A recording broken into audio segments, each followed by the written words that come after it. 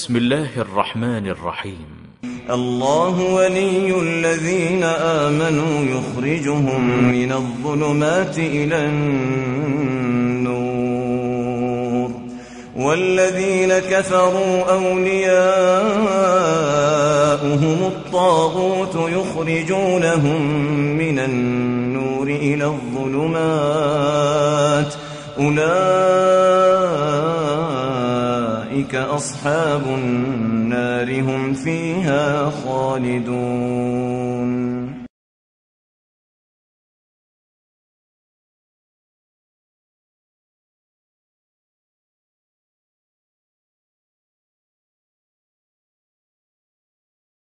بسم الله الرحمن الرحيم. الحمد لله رب العالمين والصلاة والسلام على أشرف الأنبياء والمرسلين نبينا محمد وعلى آله وصحبه أجمعين.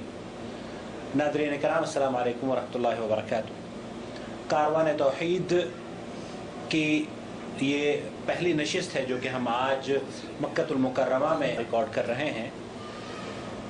یوں تو اس سلسلے کا آغاز کئی مہینوں سے ہو چکا ہے، لیکن یہ اللہ رب العالمین کی بڑی کرم نوازی ہے کہ اس نے ہمیں ایک بر صغیر کے ایسے عالم دین سے ملنے کی ملاقات کا آج یہاں ہم نے شرف حاصل کیا ہے، جس کے خانوادے کا نام اگر آپ سنیں گے تو آپ سن کر اپنے دانتوں میں انگلی ضرور دبا لیں گے، کیونکہ وہ خانوادہ، وہ خاندان جس نے ہمیشہ تقلیدی مذاہب کی خدمت کی ہو، اللہ کے فضل و کرم سے اس خاندان کو آج قرآن و سنت نے توڑ کر رکھ دیا ہے. اللہ کے فضل و کرم سے اس خانوادے جس کو انور شاہ کشمیری نے اپنی پوری طاقت سے تقلیدی جمود کے ارد گرد گھیرا ہوا تھا، آج اللہ کے فضل و کرم سے وہ خانوادہ، اس خاندان کے افراد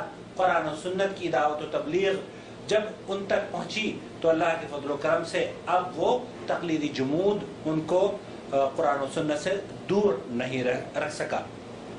ہمارے درمیان ایک ایسی مشہور شخصیت موجود ہے جن کا تعارف ہم انہی کی زبانی آپ کو سنوائیں گے، لیکن اس سے پہلے کہ وہ اپنا تعارف بیان کریں، میں اس نشست کے بارے میں یہ عرض کرنا چاہوں گا کہ مکہ المکرمہ کے اندر یہ ہماری پہلی نشست ہے، اور اللہ کا فضل و کرم ہے کہ کاروان توحید کی یہ ریکارڈنگ جن شخصیات سے ہم نے اب تک آپ تک ملایا ہے، یہ یا آج جو ملاقات ہو رہی ہے، دنیا سلفیت کی یہیں پر یہ فل سٹاپ نہیں ہے. ابھی بہت سارے لوگ، بہت سارے افراد، بہت سارے علماء ایسے ہیں جن کا تعارف آپ تک کرانا ابھی باقی ہے. لیجئے آج جو ہمارے درمیان شخصیت مکہ المکرمہ میں موجود ہے، ہم ان سے مخاطب ہوتے ہیں. السلام علیکم ورحمۃ اللہ وبرکاتہ. شیخ، معذرت کے ساتھ ہم چاہیں گے کہ آپ ہمارے ناظرین کو اپنا تعارف بیان فرمائیں. جی، میرا نام سید عتیق الرحمن شاہ کشمیری ہے اور تعلق میرا آزاد کشمیر وادی نیلم سے ہے، اور میں انور شاہ کشمیری جو دیوبند علماء کے یہ بڑے باعث فخر اور بہت بڑی علمی شخصیت ہے، ان کے خاندان سے تعلق رکھتا ہوں، اور تعلیمی سلسلہ دیوبند ہی مدارس سے میں نے الحمدللہ مکمل کیا، اور اس کے بعد جو ہے اب اسلام آباد واہ کینٹ میں آج کل رہائش پذیر ہوں. تو یہ میں مختصر سا تعارف ہے. جزاک اللہ خیر. آپ نے فرمایا کہ آپ انور شاہ کشمیری جو دیوبندیت سے جن کا بہت ہی گہرا تعلق سمجھا جاتا ہے، بلکہ اکابر علماء میں ان کا شمار ہوتا ہے، آپ ان کے خانوادے سے اہل حدیث ہوئے ہیں. آپ ہمیں یہ بیان فرمائیں کہ آپ کے بارے میں یہ سنا گیا ہے کہ یہ صرف محض آپ کا اس خانوادے سے کوئی تعلق نہیں ہے، صرف آپ ان کے نام کو استعمال کر رہے ہیں، اس کی کیا حقیقت ہے؟ پہلی بات تو میں یہ کہنا چاہوں گا عاقل صاحب اس بات کے پر شروع کرنے سے پہلے کہ میں مشکور ہوں آپ احباب کا اور آپ کی ان کوششوں اور کاوشوں کا کہ جو آپ اس سلسلے میں کر رہے ہیں، کاروان توحید آپ نے چلایا ہے، اور الحمدللہ اس سے آپ کو کئی چہرے جو ہیں ایسے متعارف ہوں گے جو کہ پس پردہ ہیں اور بہت بڑی بڑی علمی شخصیات ہیں جو کہ دیگر مسالک کو چھوڑ کر مسلک اہل حدیث کو انہوں نے قبول کیا ہے. تو الحمدللہ ابھی وہ چہرے لوگوں کے سامنے آئیں گے اور لوگ اس سے بھرپور فائدہ اٹھائیں گے.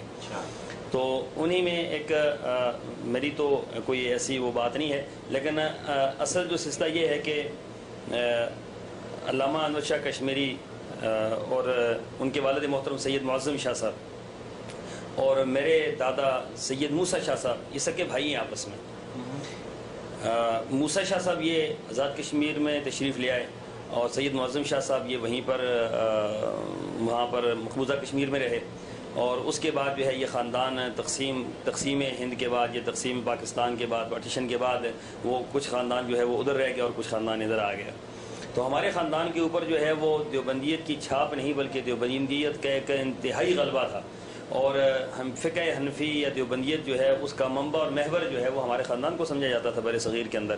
علامہ انور شاہ کشمیری کی دنیائے دیوبندیت میں چھوڑ کر پوری دنیا کے اوپر ایک بہت بڑا نام ہے، علمی طور پر پہچانا جاتا ہے ان کو، اور خاص کر جو ہے بر صغیر کے اندر تو علامہ انور شاہ کشمیری کو بہت دنیا جو ہے علمی مقام اور مرتبہ دیتی ہے، اور یہ بات بھی حقیقت ہے کہ ان کا تھا بھی مقام اور مرتبہ اس لحاظ سے. لیکن جب یہاں پر تقسیم ہوئی ہند کی تو اس وقت اس کے بعد جو ہے ہمارے خاندان کی جو باغ دوڑ تھی وہ یہاں پر بڑے بڑے شیوخ نے سنبھالی. یہاں پر سید غلام مصطفیٰ شاہ صاحب اور ہمارے تایا سکے تایا ہمارے مولانا محمد یوسف شاہ صاحب جو کشمیر کے بہت بڑے معروف عالم دین تھے. میرے والد گرامی مولانا محمد یونس شاہ صاحب وہ بہت بڑے عالم دین تھے اور اس دور کے بہت بڑے خطیبوں میں شمار ہوتے تھے وہ. تو اس طرح ہمارے پوری فیملی کے اوپر جو ہے وہ ایک اس کا دیوبندیت کا اور حنفیت کا غلبہ تھا، اور خاص کر علامہ انور شاہ کشمیری کا بڑا اثر رسوخ تھا، کیونکہ فیملی کے تقریباً اس وقت کے تمام علماء جو ہیں ڈائریکٹ علامہ صاحب کے شاگرد بھی تھے، اور ساتھ ساتھ جو ہے ان کے ساتھ خاندانی جو تعلق تھا اس کی بنیاد پر بھی یہ سارے معاملات تھے. تو اکثر یہ تو الحمدللہ ہمارا خاندانی پس منظر ہے اور اس کو ہم ہر جگہ پر بیان کرتے ہیں، اور یہ خاندانی پس منظر ایسا نہیں ہے کہ جس کو جو ہے ہم کسی خفیہ میٹنگ میں کر رہے ہیں یا کوئی ایسا معاملہ ہے. اللہ کے فضل و کرم سے پورے پاکستان میں پوری دنیا میں ہماری یہ بات جا رہی ہے اور اللہ کا فضل ہے. اب جو لوگ اگر نہیں مانتے تو یہ تو ان کا مسئلہ ہے، مانے نہ مانے تو یہ تو کوئی منوا نہیں سکتا، لیکن اللہ کا فضل و کرم ہے کہ میرا تعلق علامہ انور شاہ کشمیری سے ہے. ہم قریب ترین ان کے رشتہ داروں میں ہیں، عزیزوں میں ہیں. پاکستان میں ہم سے قریبی کوئی ان کا رشتہ دار نہیں ہے. تو علامہ صاحب کی جو ہمارے خاندان کے اوپر رسوخ ہے اس کی یہ کیفیت تھی کہ ہمیں بچپن ہی سے جو ہے ہمارے خاندان کی قوت اور طاقت کو دکھانے کے لیے یا مسلک کی اہمیت کو بتلانے کے لیے کہا جاتا تھا کہ ہم علامہ انور شاہ کشمیری کی اولاد ہیں. یعنی کہ وہ شخصیت اور پھر اس مسلک کے اوپر ہم لوگ جو ہے اپنے آپ کو کرتے تھے کہ مسلک دیوبند جو ہے وہ سارے مسالک میں سب سے عظیم ہے، کیونکہ ہم نے تو یہ بھی سن رکھا تھا کہ علماء دیوبند علامہ انور شاہ کشمیری کو جو ہے وہ دلیل سمجھتے تھے مسلک احناف کے حق ہونے کی، کہ مسلک احناف حق ہے. کیوں حق ہے؟ کہ علامہ انور شاہ کشمیری جیسا مجدد اور محدث جو ہے اس کے اندر پیدا ہوا ہے. تو اس خاندان سے جب ہم لوگ وابستہ ہیں یا میرا اس خاندان کے ساتھ تعلق ہے اور الحمدللہ بڑا گہرا تعلق ہے اور ہماری قریب ترین کی رشتہ داری ہے علامہ انور شاہ کشمیری سے، تو اس میں جب میں اہل حدیث ہوا تو اس وقت بعض لوگوں نے اور تو کچھ نہیں بن پڑا تو انہوں نے یہی کہہ دیا کہ اس کو ہم مانتے ہی نہیں کہ علامہ انور شاہ کشمیری کے گھرانے سے ہے. تو الحمدللہ میں علامہ انور شاہ کشمیری کے گھرانے سے ہوں، اور یہ بات جو ہے صرف ایک خفیہ نہیں بلکہ یہ بات جو ہے وہ ابھی تو بہت ہی اوپن ہو چکی ہے. الحمدللہ پوری دنیا کے اوپر ہماری سیڈیز جا رہی ہیں اور پوری دنیا کے اوپر لوگ دیکھ رہے ہیں، اور ہماری پوری فیملی کے اس حوالے سے علم ہے اور پوری فیملی کے احباب بھی اس سے آگاہ ہیں. تو الحمدللہ ایسا کوئی مسئلہ نہیں ہے، یہ الزام ہے، اس الزام کا ہمارے پاس کوئی جواب نہیں. اب یہ بات تو روز روشن کی طرح آیا ہو گئی کہ آپ اسی خانوادے کے ایک فرد ہیں. اس سے پہلے کہ میں آپ سے یہ پوچھوں کہ آپ کو کس چیز نے متاثر کیا، میں یہ جاننا چاہتا ہوں کہ جب آپ اہل حدیث ہو رہے تھے تو اہل حدیث ہونے سے پہلے کیا یہ خاندان قرآن و سنت کو اخذ کرنے میں یا تسلیم کرنے میں آپ کو روک رہا تھا؟ بات یہ ہے جی کہ ایک عام فکر پائی جاتی ہے جو ہمارے ہاں مدارس ہیں یا ہمارے ہاں جو فکرے ہیں، دیوبندی ہیں، بریلوی ہیں یا کوئی بھی، وہ اس حوالے سے ایک بڑی اہم بات یہ پائی جاتی ہے کہ کل حزب بما لدیہم فرحون، جو گروہ، جو طبقہ، جو مسلک جس کے اوپر ہے اس کے اوپر گامزن ہے، اور اس نے اس کو اپنا سب کچھ سمجھ رکھا ہے، اور اس کے اوپر ہی ساری محنتیں ہو رہی ہیں، اور بچپن ہی سے بچوں کو جو ہے اس پر راغب کیا جاتا ہے، اور اسی پر اس کو باندھا جاتا ہے، اور اسی پر اس کو جو ہے وہ کاربن کیا جاتا ہے۔ ہمیں بچپن سے یہ سبق دیا گیا تھا۔ میرے بڑے بھائی ہیں مولانا فضل الرحمان عثمانی، تو وہ ہمیشہ مجھے کہا کرتے تھے کہ ہم امام ابو حنیفہ رحمہ اللہ کے مقلد ہیں۔ تو میں چھوٹا سا تھا تو میں یہ پوچھتا تھا کہ امام حنیفہ کون ہے؟ بچپن میں یہ بات ذہن میں آتی تھی کہ امام حنیفہ کون ہیں، یہ کون ہے؟ تو وہ کہتے تھے یہ سب سے بڑے امام اعظم۔ تو یعنی کہ وہ ہر بات کو جو ہے وہ امام حنیفہ پر لا کر بند کر دیتے تھے، یا ہر بات کو جو ہے وہ علامہ نشہ کشمیری پہ بند کر دیتے تھے، یا ہر بات کو جو ہے وہ فقہ کی ان معاملات میں وہ جو ان کا اپنا بنایا ہوا دھارا ہے اس سے وہ باہر کسی صورت میں نہیں جانے دیتے تھے، نہ کسی کو جانے دیتے ہیں اور نہ خود وہاں سے وہ باہر جاتے ہیں۔ تو یہ بنیاد ہے کہ وہ اپنی اس بنیاد پر لوگوں کو قائم رکھتے ہیں۔ اس میں سب سے بڑا جو ان کی بات کہی جاتی ہے کہ اتنے بڑے بڑے اکابر ہیں، اتنے بڑے بڑے علماء ہیں، تو اتنے بڑے بڑے علماء جو ہیں کیا وہ غلط ہے؟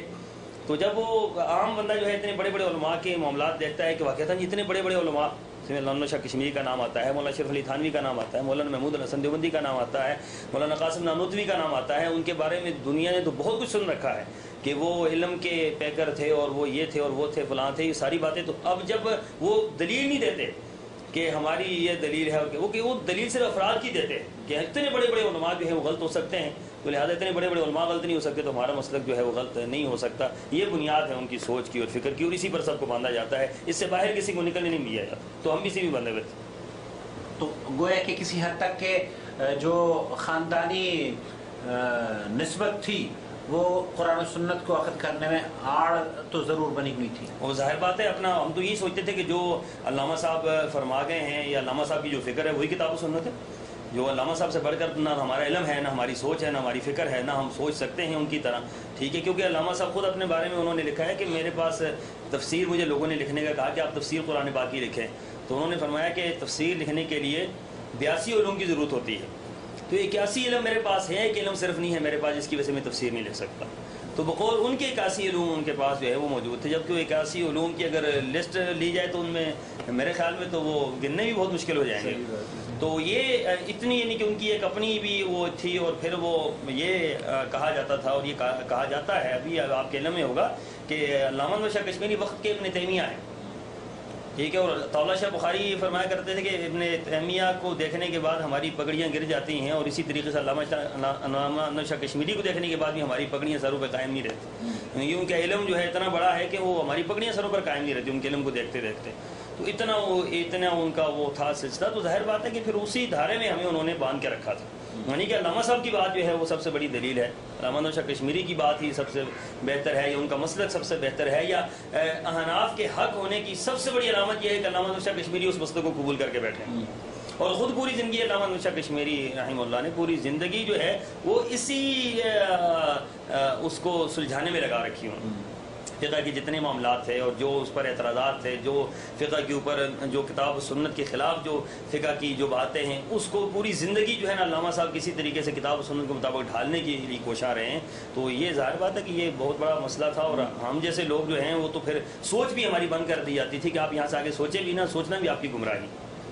اب آپ یہ فرمائیے کہ وہ لوگ جو یہ کہتے ہیں کہ انور شاہ کشمیری ان کے سروں پر پگڑی رکھنے میں یا ثابت قدم کو رکھنے میں ایک ان کا اہم ترین کردار سمجھا جاتا ہے، جبکہ آپ کے رد عمل سے یا آپ کے قبول حق سے میں سمجھتا ہوں ان لوگوں کے پیروں تلے کی زمین آپ نے نکال دی ہوگی۔ اس کی وجہ کیا رہی؟ کیوں آپ اس مذہبی تعصب کو چھوڑ کر قرآن و سنت پر کیوں آپ کن وجوہات پر آپ آئے؟ عاقل صاحب، پہلی بات تو یہ ہے کہ انسان کو سوچنا چاہیے، خود ہر انسان کو سوچنا چاہیے کہ میں کس راہ پہ ہوں اور میں حق پہ ہوں یا نہیں ہوں۔ اللہ تعالیٰ نے انسان کی عقل کو آزاد رکھا ہے، اور مسلمان کی عقل جو ہے وہ کتاب و سنت کے تابع ہے، آزاد نہیں ہے، قرآن و سنت کے تابع ہے۔ قرآن و سنت کے علاوہ کسی اور چیز کے تابع ہماری عقل نہیں ہے، نہ ہمارے اعمال، نہ ہمارے گفتار، نہ ہماری زبان، ہماری آنکھیں، ہر چیز کتاب و سنت کی پابند ہے کہ وہ کتاب و سنت کے مطابق جو ہے اس کے کتاب و سنت کے احکامات کے مطابق اپنے تمام معاملات کو ڈھالیں۔ تو یہ کتاب و سنت کے مطابق جب ہم چلتے ہیں تو پھر تو کوئی مسئلہ نہیں پیدا ہوتا، لیکن یہ لوگ سوچ ہی وہ بند کر دیتے ہیں کہ آپ نے سوچنا بھی نہیں ہے اس طرف کہ کیا ہے کیا نہیں ہے. بس آپ مقلد کون ہے؟ مقلد وہ ہے جو بغیر سوچے سمجھے اپنی امام کی بات کو دلیل کے طور پر، بغیر دلیل کے طور پر اپنے امام کی بات کو مان لے، وہ اسے مقلد کہتے ہیں. تقلید کیا ہے؟ تقلید یہ ہے کہ بغیر سوچے ہوئے، بغیر سمجھے ہوئے، بغیر سوچے ہوئے اپنی امام کی بات کو دلیل کے طور پر مان لینا. ٹھیک ہے، اس کو جو ہے تقلید کہا جاتا ہے. تو وہ ظاہر بات ان کے ہاتھ سوچنے سمجھنے کی صلاحیت ہی بندے سے چھین لی جاتی ہے کہ آپ سوچ ہی نہیں سکتے. آپ کی سوچ جو ہے اکابر پر بند ہے، آپ کی سوچ جو ہے آپ کے ائمہ پر بند ہے. آپ کے ائمہ نے جتنا سوچ لیا وہ کافی ہے. جتنا سوچنا تھا دین کے اندر، جو اجتہادات تھے، جو معاملات تھے، امام حنیفہ نے سوچ لیے. وہ امام حنیفہ کے بعد جو آنے والے ہمارے اکابرین ہیں، علامہ نوشا کشمیری ہیں، محمود الحسن دیوبندی ہیں، اشرف علی تھانوی ہیں، یہ جو چین چلی آ رہی ہے، ان سب نے سوچ لیا جو کچھ سوچنا تھا. اب آپ کو سوچنے کی کوئی ضرورت نہیں ہے. تو انہوں نے وہ سوچ کا دروازہ ہی وہ بند کر دیا ہے کہ جس سے بندے کو حق اور باطل کا پتہ چلتا ہے. تو میں یہ سمجھتا ہوں کہ جب بندہ کچھ سوچنا شروع کر دیتا ہے، جب کوئی بھی بندہ سوچنا شروع کر دیتا ہے، خود رسول اللہ صلی اللہ علیہ وسلم نے قرآن پاک کی آیت ہے قُلْ إِنَّمَا أَعِظُكُم بِوَاحِدَةٍ أَن تَقُومُوا لِلَّهِ مَثْنًى وَفُرَادًا ثُمَّ تَتَفَكَّرُوا. کہ میں تمہیں ایک ہی نصیحت کرتا ہوں کہ سوچنے کی عادت پیدا کرو کہ یہ جو بندہ آیا ہے مدینے کے اندر، مکہ کے اندر جو بندہ آیا ہے، یہ کیا دعوت پیش کر رہا ہے، کیا اس کی دعوت ہے، کیا یہ پیش کر رہا ہے، کیا یہ بات کر رہا ہے، اس کی بات کہ سوچو تو صحیح کم از کم. تو وہ سوچتے بھی نہیں تھے. تو اصل میں سوچنے کے اوپر کسی کو لگا دینا میرے خیال میں یہ جو ہے یہ بھی حق کی طرف ایک قدم ہوتا ہے، اور یہی قدم جو ہے بندے کو آخر اس کی منزل تک پہنچا دیتا ہے. تو وہ سوچ ہماری بند تھی. میں نے الحمدللہ جب دیوبند مدارس سے میں فارغ ہو کر واپس آیا تو فارغ ہونے کے بعد جو ہے میں نے اس کے اوپر سوچنا شروع کیا. وہ سوچنا کیوں شروع کیا اس کا بھی ایک پس منظر تھا کہ مولانا محمد یونس عصری رحمۃ اللہ علیہ، آزاد کشمیر، بہت بڑے عالم دین اہل حدیث کے، اور علامہ سید داؤد غزنوی رحمۃ اللہ علیہ کے شاگردوں میں سے تھے. تو کراچی سے فراغت کے بعد جب میں ان کے پاس گیا تو انہوں نے جب مجھ سے گفتگو کی اور انہوں نے پوچھا آپ نے حدیث پڑھی ہے، آپ نے کیا پڑھا ہے، کیا پڑھا. تو ہم تو حدیث ظاہر بات ہے 8 سال فقہ پڑھائی جاتی ہے اور 1 سال حدیث پڑھائی جاتی ہے. 1 سال کے اندر حدیث کی 6 کتابیں پڑھائی جاتی ہیں، اور اس کے اندر جو دورہ حدیث ہمارے ہاں کہا جاتا ہے، دورہ حدیث ہے. تو دورہ حدیث میں یہی ہوتا ہے کہ بس وہ بھاگ رہے ہوتے ہیں. یعنی کہ جس طرح آپ دیکھیں کہ ہمارے بر صغیر کے اندر رمضان مبارک کے اندر تراویح پڑھائی جاتی ہے، اس میں یعلمون تعلمون کے علاوہ کچھ سمجھ نہیں آتی کیا ہے کیا نہیں. نہ مقتدیوں کو سمجھ آ رہی ہوتی ہے اور نہ امام کو خود سمجھ آ رہی ہوتی ہے، کیونکہ اس سپیڈ سے جا رہا ہوتا ہے کہ اس نے 30 دن کے اندر اس قرآن کو ختم کرنا ہے. تو ایسے ہی جو ہے 1 سال کے ٹارگٹ میں 6 کتابیں حدیث کی بڑی جید کتابیں ختم کرنے کا ٹارگٹ ہوتا ہے، کس کو ختم کرنا ہے. تو پھر وہ جتنی سپیڈ وہ لگا سکتے ہیں وہ لگاتے ہیں. تو اس میں بندے کو سمجھنے کی دعات ہی کوئی نہیں ہوتی. اس میں صرف وہ یہ کہتے ہیں کہ آپ نے جو سمجھنا تھا، جو آپ نے دین کی باتیں سمجھنی تھیں، جو آپ نے منطق پڑھ لی، فلسفہ پڑھ لی، آپ نے صرف پڑھ لی، نحو پڑھ لی، آپ نے فقہ پڑھ لی، بس فقہ پڑھنے کے بعد کسی کی ضرورت ہی نہیں ہے. حدیث جو ہے یہ برکت کے لیے. بریلوی حضرات جیسے کہتے ہیں کہ قرآن برکت کے لیے ہے، مر جائے کو قرآن پڑھ، تو قرآن جو ہے برکت کے لیے. ایسے ہی ان کے ہاں جو ہے وہ حدیث برکت کے لیے. تو انہوں نے حدیث کو برکت کے لیے رکھا ہوا ہے، حدیث کو عمل کے لیے نہیں رکھا ہوا. تو یہ وہ بنیاد تھی. عصری صاحب رحمہ اللہ نے جب مجھے یہ بات کہی کہ آپ اس طرح کریں کہ آپ نے حدیث کیا پڑھی اور کہاں پڑھی، اور 1 سال کے اندر حدیث بندہ 6 کتابیں کیسے پڑھ سکتا ہے، جبکہ ہمارے ہاں تو 6 سال میں 7 سال میں پڑھائی جاتی ہیں. پہلے سال سے حدیث کی کتابوں کو شروع کیا جاتا ہے، نخبۃ الحدیث کو، بلوغ المرام کو اہل حدیث مدارس میں، اور پھر اسی طریقے سے آگے بخاری تک پڑھایا جاتا ہے. آخری 2 سالوں میں صحیح بخاری کو پڑھایا جاتا ہے. اور ان کے یہاں ایک ہی سال میں 6 کتابوں کو جو ہے وہ پڑھایا جاتا ہے. تو پھر اس پڑھانے کا حق کیسے ادا ہو سکتا ہے؟ ان میں صرف یہی پڑھایا جاتا ہے کہ یہ حدیث فلاں امام کا مذہب ہے، یہ حدیث فلاں امام کا مذہب ہے، یہ حدیث فلاں امام کا مذہب ہے، یہ حدیث جو ہے فلاں امام کا. وہ جو فقہ انہوں نے پڑھائی ہوتی ہے وہ پھر حدیث جو ہے لا کر اس پر فٹ کرتے ہیں کہ یہ امام شافعی کی دلیل ہے، یہ امام مالک کی دلیل ہے، یہ امام ابو حنیفہ کی دلیل ہے، یہ امام احمد بن حنبل کی دلیل ہے. بھائی یہ دلیل آپ جو ہے وہ مسلمان کی بنائیں، اور یہ دلیل جو ہے کتاب و سنت کی بنائیں، اور تمام مسلمانوں کے لیے اس کو جو ہے لازم قرار دیں. انہوں نے تقسیم کر دیا ہے حدیث. یہ حدیث امام شافعی کی دلیل، یہ حدیث امام مالک کی دلیل، یہ حدیث امام احمد حنبل کی دلیل، یہ فلاں دلیل. تو اس نوعیت پہ جب وہ پڑھاتے ہیں تو پھر سوچنے سمجھنے کی بات رہتی کوئی نہیں ہے پیچھے. تو عصری صاحب نے یہ فرمایا کہ آپ سوچیں اور آپ اس حوالے سے کچھ حدیث کو پڑھیں. پھر وہ حدیث جو پڑھنے کے ہمارے ہاں جو معاملہ تھا وہ ایسا تھا کہ کراچی کے اندر ہم پڑھ رہے تھے حدیث کی کتاب، تو صحیح بخاری جو ہے وہ پڑھ رہے تھے. تو آخری سال میں صحیح بخاری کے کچھ ابواب رہ گئے، تو دن بہت تھوڑے رہ گئے تھے. تو پھر وہ شیخ صاحب کو کہنے لگے، شیخ الحدیث کہنے لگے کہ آپ اس طرح کریں کہ آج جو طالب علم حدیث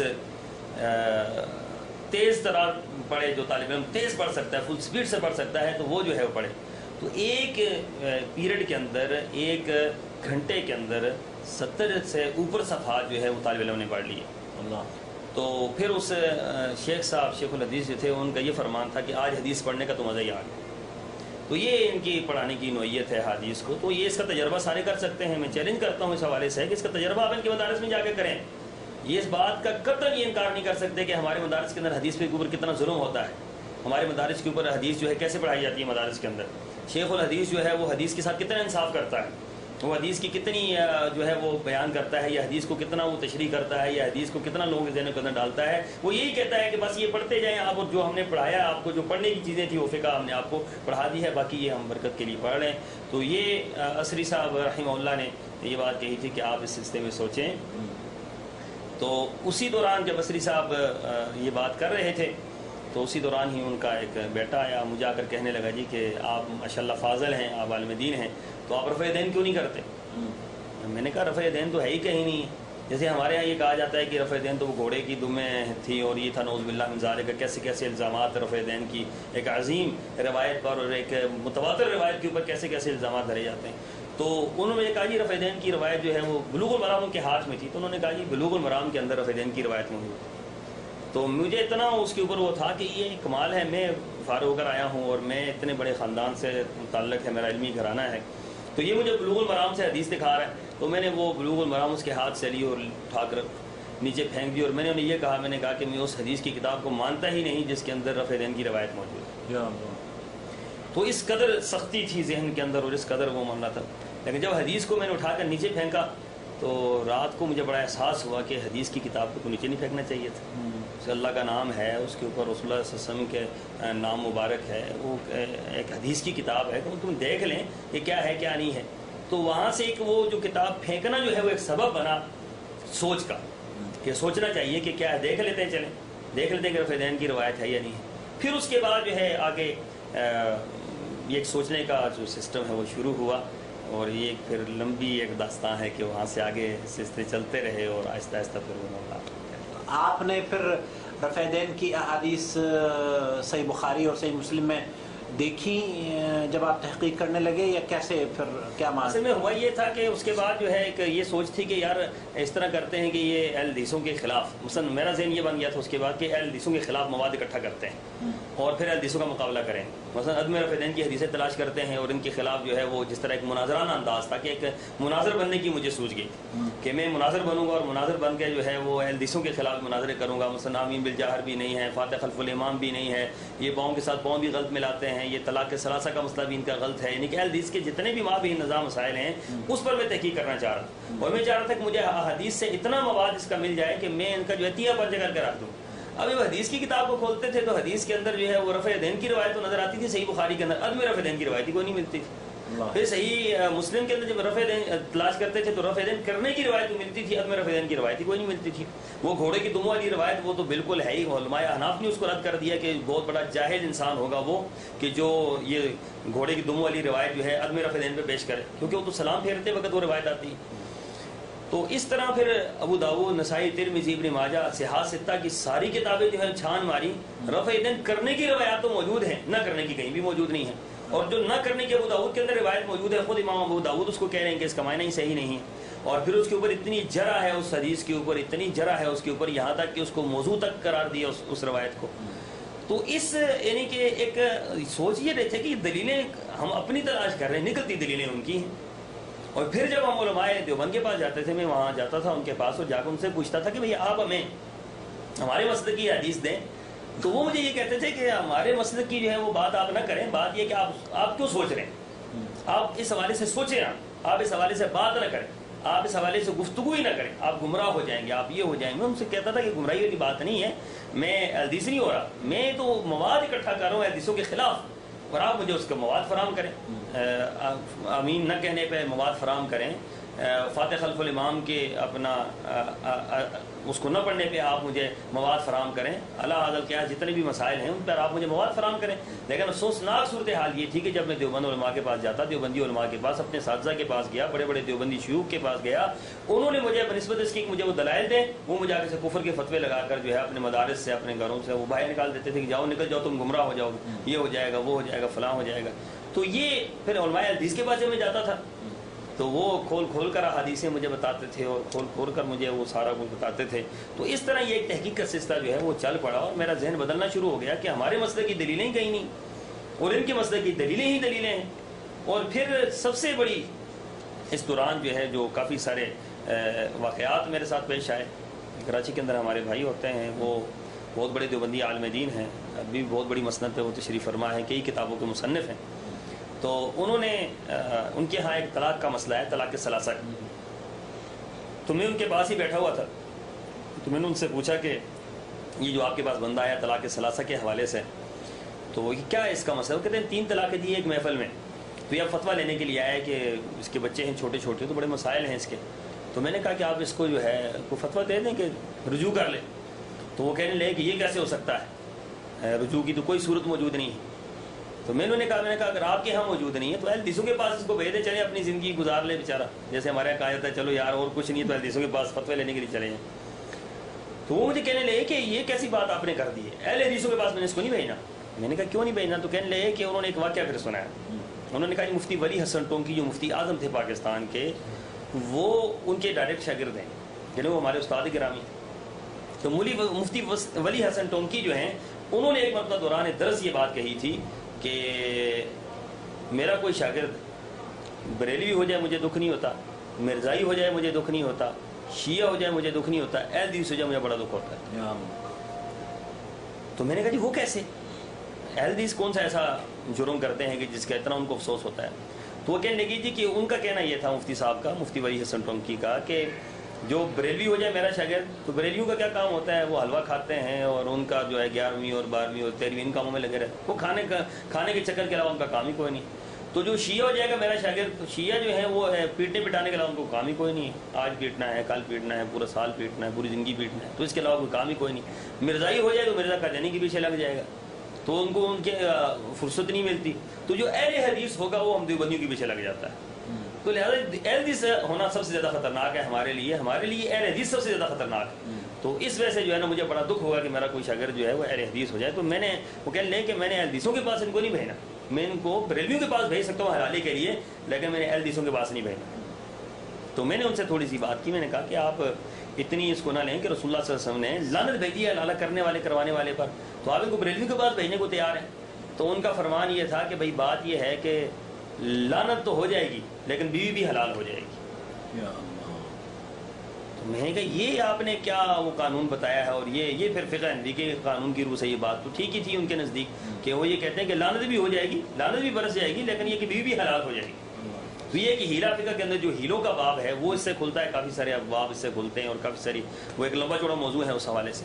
تو میں نے انہیں یہ کہا، میں نے کہا جی یہ مولانا بڑا ناجائز معاملہ ہے اور آپ مہربانی کریں کہ کوئی حدیثوں کے پاس بھیج دیں.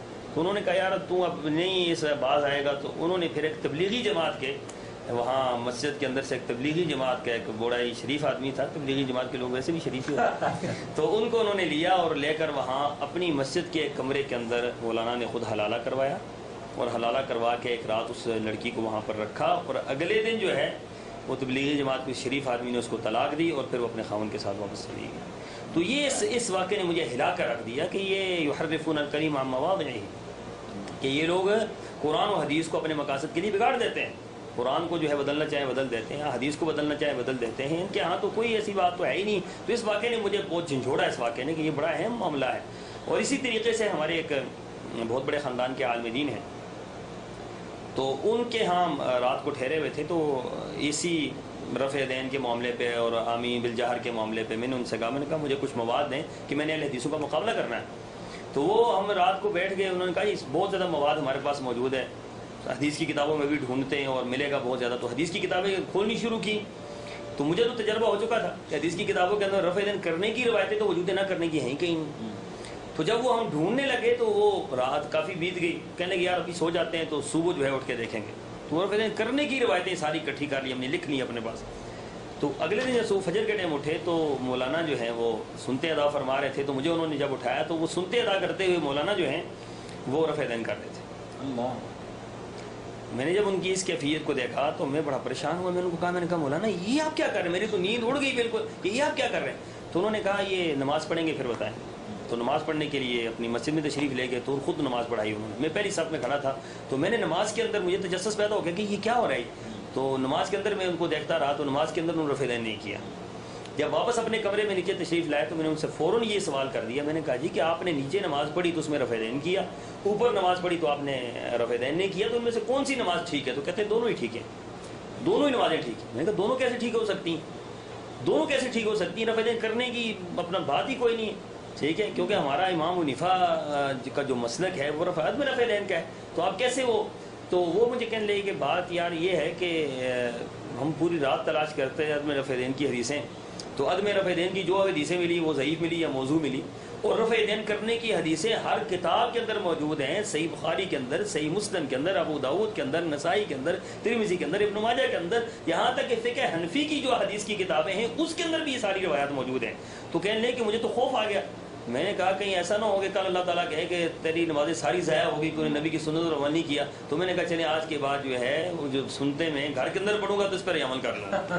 تو یہاں سے انہوں نے جو ہے, یہاں سے بھی اس واقعے نے مجھے کافی سارا اپنی جگہ پر ہلایا کہ یہ کیا چکر ہے. ظاہرین یہ لوگوں کو بھی اور بات کہتے ہیں اور اندر جو ہے وہ کچھ اور عمل ہوتا ہے.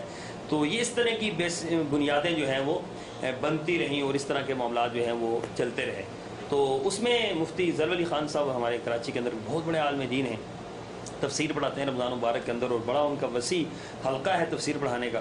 تو تفسیر پڑھاتے ہوئے انہوں نے ایک مرتبہ طلبہ نے سوال کیا کہ مولانا آپ 4 اماموں کی تقریر جو ہے وہ قرآن سے ثابت کریں.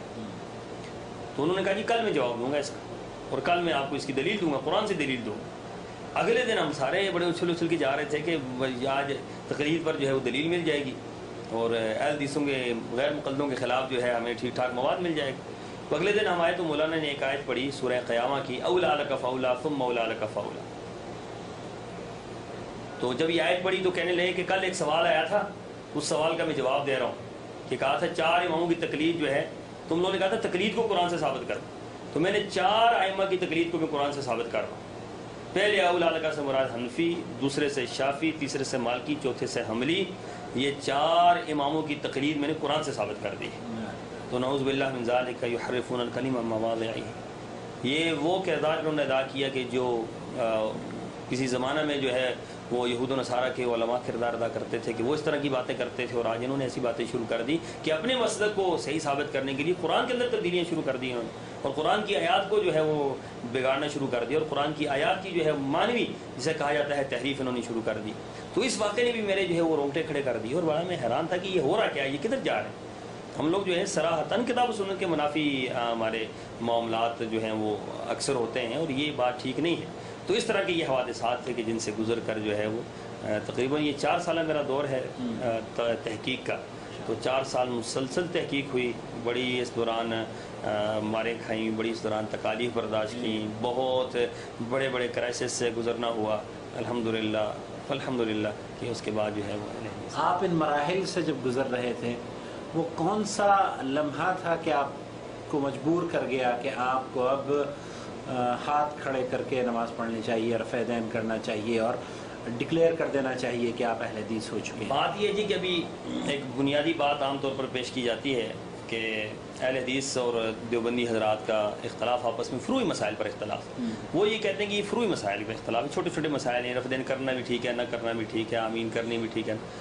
لیکن جب میں نے تحقیقی میدان میں قدم رکھا تو مجھے معاملہ کچھ اور ہی نظر آیا کہ فروع میں نہیں, اصول میں ہمارا اختلاف ہے. اصول میں جو ہے فقہ حنفی غلط ہے, فروع میں تو غلط بات کی بات ہے کہ فروع تو کوئی مسئلہ فروع ہی نہیں ہے اسلام کے اندر, سارے اصول ہیں. اسلام کی یہ اصول ہے, نماز رفع دین کے ساتھ یہ اصول ہے, یہ فروع نہیں ہے.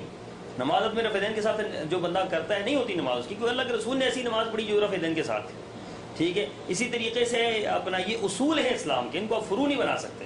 فروع جو ہیں ان کی تو حیثیت ہی کچھ نہیں ہوتی. اور کیا رسول اللہ صلی اللہ علیہ وسلم کی جو نماز ہے اس کا جو نقشہ ہے اس کو ہم فروع میں شامل کریں گے, ایسا تو ہو ہی نہیں سکتا. تو وہ بعد میں جب ہم تحقیق کے میدان میں آئے تو اس وقت ہم نے کہ احناف کا اور اہل حدیث کا زمین و آسمان کا آپس میں اختلاف ہے، عقیدے میں اختلاف ہے۔ امام بخاری رحمہ اللہ نے اس حدیث کو لیا ہی نہیں کہ اس محدث سے نہیں لیا کہ جس محدث نے جو ہے الایمان یزید و ینقص کا مسئلہ جو ہے یہ کہ ایمان کم اور زیادہ ہوتا ہے، تو فقہ حنفی کے نزدیک ایمان کم اور زیادہ جو ہے ہوتا ہی نہیں۔ امام حنیفہ کا یہ تو بڑا معروف مسئلہ ہے کہ ایمان کم اور زیادہ نہیں ہوتا، تو ہمارا تو ایمان سے اختلاف شروع ہو جاتا ہے ان سے کہ ان کے ایمان کی تعریف یہ ہے کہ ایمان جو ہے وہ بسیط ہے، بس تصدیقی قلبی کا نام ہے ایمان، بات ختم ہو گئی۔ ٹھیک ہے، ایک بندہ نماز نہیں پڑھتا یا ایک بندہ زبان سے نہیں کہتا تو کوئی ایسا مسئلہ نہیں ہے، بس تصدیقی قلبی ہے۔ ٹھیک ہے، اور ہمارے نزدیک ایمان مرکب ہے۔ ٹھیک ہے، ایمان 3 چیزوں کا مرکب ہے۔ ٹھیک ہے، اقرار باللسان، تصدیق بالقلب، عمل بالجوارح۔ ٹھیک ہے، تو یہ ایک بڑا اہم پوائنٹ تھا کہ جس سے جو ہے وہ ذہن کھلا کہ یہ تو اختلاف جو ہے وہ فروع پر نہیں ہے کہ رفع دین پہ اختلاف ہے، امین بالجوارح، یہ تو مسئلہ ہی کوئی نہیں ہے، مسئلہ تو عقیدے کا ہے کہ عقیدے کے اندر اختلاف ہے۔ اور وہ پھر یہ بھی عقدہ کھلا بعد میں تحقیقی میدان کے اندر کہ یہ تو امام حنیفہ کے مقلد ہے ہی نہیں عقیدے کے اندر۔ احناف جو ہیں عقیدے میں امام حنیفہ کے مقلد نہیں ہیں، یہ واحد مذہب ہے دنیا کا۔ میں چیلنج کرتا ہوں اس حوالے سے کہ دنیا کا واحد مذہب ہے یہ کہ جو دوسرے مسالک ہیں، احناف حنبلی ہیں، حنابلہ ہیں، شوافع ہیں، مالکیہ ہیں، ان کے ہاں عقیدے کا بھی امام ایک ہے اور مسائل کا امام بھی ایک ہے، اور احناف کا واحد وہ مسلک ہے کہ جس کا عقیدے کا امام اور ہے اور مسائل کا امام اور ہے۔ عقیدے کے اندر یہ امام حنیفہ کو اپنا امام نہیں مانتے۔ عمدۃ الفقہ سید زوار حسین دہلوی کی معروف ترین کتاب ہے فقہ کی، اس کتاب کے اردو میں اس کا ترجمہ شائع ہوا ہے۔ اس کتاب کے اندر انہوں نے لکھا ہے کہ ہم عقائد کے اندر امام حنیفہ کے مقلد نہیں ہیں، ہم مسائل کے اندر امام حنیفہ کے مقلد ہیں۔ عقائد کے اندر انہوں نے کہا کہ ہم ابو الحسن اشعری اور ابو منصور ماتوریدی کے مقلد ہیں، اور یہ عقائد کے اندر ان کا امام اور ہے اور مسائل کے اندر ان کا امام اور ہے۔ اور اہل حدیث کو یہ شرف اللہ تعالیٰ نے دیا ہے کہ ان کا عقیدے کے اندر بھی امام محمد رسول اللہ صلی اللہ علیہ وسلم ہیں اور مسائل کے اندر بھی امام محمد صلی اللہ علیہ وسلم ہیں۔ اور یہ بنیادی یہاں سے بھی بہت بڑا اختلاف تھا، جن کے عقیدے کا امام اور ہے اور مسائل کا امام جو ہے وہ اور ہے۔ اور میں یہاں پر یہ بھی مجھے جو بات میرے سامنے کھلی وہ یہ بھی تھی کہ امام حنیفہ رحمہ اللہ کا عقیدہ صحیح تھا، ان کا عقیدہ صحیح تھا۔ انہوں نے جو فقہ اکبر لکھی ہے اس کے علاوہ جو ان کے افکار اور نظریات تھے وہ صحیح تھے، امام حنیفہ کا عقیدہ غلط نہیں تھا، ان کا عقیدہ بالکل ٹھیک تھا۔ ابو الحسن اشعری اور ابو منصور ماتوریدی کا عقیدہ ٹھیک نہیں تھا۔ توریدیہ اور اشعریہ جو شاعرہ جو ہیں یہ تو معروف ہیں، اور یہ بعض علماء نے ان کو یہاں تک کہ شیخ عبد القادر جیلانی نے ان کو ان فرقوں میں شمار کیا ہے کہ جو جہنمی فرقے جو ہیں ان میں شمار کیا ان کو۔ تو اب سوچنے کی بات یہ ہے کہ امام حنیفہ کا عقیدہ ٹھیک تھا، انہوں نے عقیدہ امام صاحب کا اختیار نہیں کیا، امام صاحب کی طرف جو مسائل منسوب تھے وہ غلط تھے، انہوں نے مسائل جو ہیں ان کے اختیار کر لیے۔ وہ جو غلط بات امام حنیفہ کی طرف منسوب تھی وہ انہوں نے اختیار کر لی، وہ صحیح بات چھوڑ دی، اور ابو منصور ماتوریدی کی جو غلط نظریات اور غلط عقائد اور ابو الحسن اشعری کے جو ہے وہ تھے وہ انہوں نے قبول عقائد کے طور پر کر لیے۔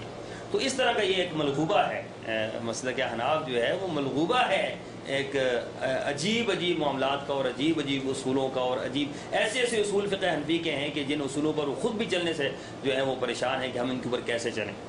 خود انہوں نے امام حنیفہ رحمۃ اللہ علیہ کی طرف منسوب کر دیا کہ 2.5 سال تک دودھ پلانا جو ہے وہ 2.5 سال تک دودھ پلانا چاہیے، جبکہ قرآن پاک میں اللہ تعالیٰ نے فرمایا کہ 2 سال تک دودھ پلائیں، 2.5 سال کی تو دلیل ہی کوئی نہیں۔ ٹھیک ہے، والوالدات یرضعن اولادهن حولین کاملین لمن اراد ان یتم الرضاعہ، جو رضاعت کی مدت کو پورا کرنا چاہے وہ 2 سال تک دودھ پلائے۔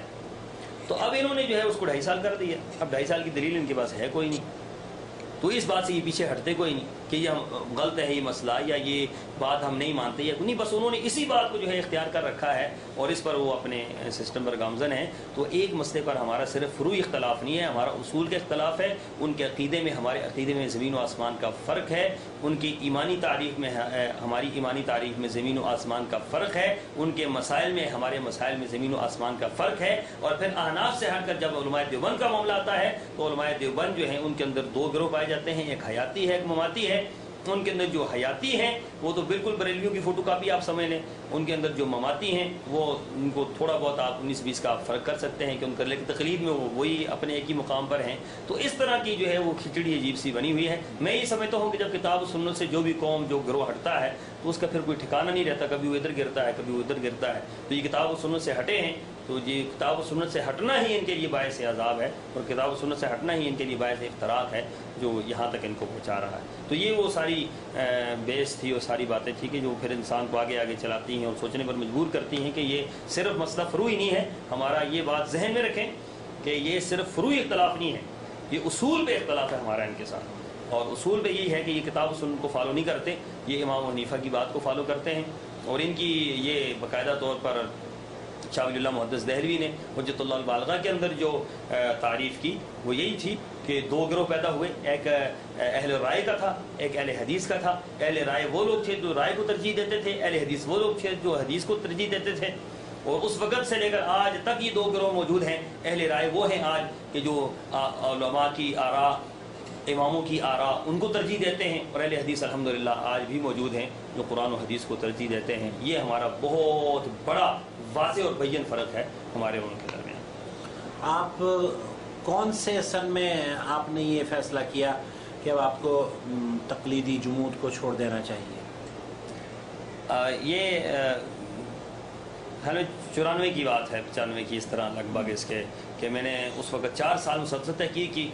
4 سال کی تحقیق کے بعد بڑی ماریں کھائیں، بڑا کچھ ہوا اس دوران، اور اس دوران جو ہے اپنا آخر کار خط و کتابت کا سلسلہ شروع ہوا۔ ہمارے ایک بہت بڑے عالم دین ہیں وہاں مظفر آباد میں، ان کے ساتھ میرا خط و کتابت کا سلسلہ شروع ہوا کہ اس دوران تو موبائل تھے نہیں اور ٹیلی فون کا بھی اتنا زیادہ وہ نہیں تھا، تو میں نے ان کے ساتھ خط و کتابت شروع کی کہ مجھے جو ہے احناف کے دلائل دیں تاکہ میں کچھ اس حوالے سے کرنا چاہتا ہوں۔ تو انہوں نے حامی بھر لی کہ میں دوں گا، بعد میں جو بھی مسئلہ ملے کر ان کو بھیجوں خط کے ذریعے اس مسئلے کا آپ، کیونکہ فقہ حنفی کے 20 مسائل ایسے ہیں جو صراحتاً کتاب و سنت کے منافی ہیں۔ قرآن اور کہتا ہے، حدیث اور کہتی ہے، فقہ حنفی جو ہے وہ اور کہتی ہے۔ اس کے لیے علماء کی کتابیں بھری پڑی ہیں، اس کے لیے علماء کی کتابیں۔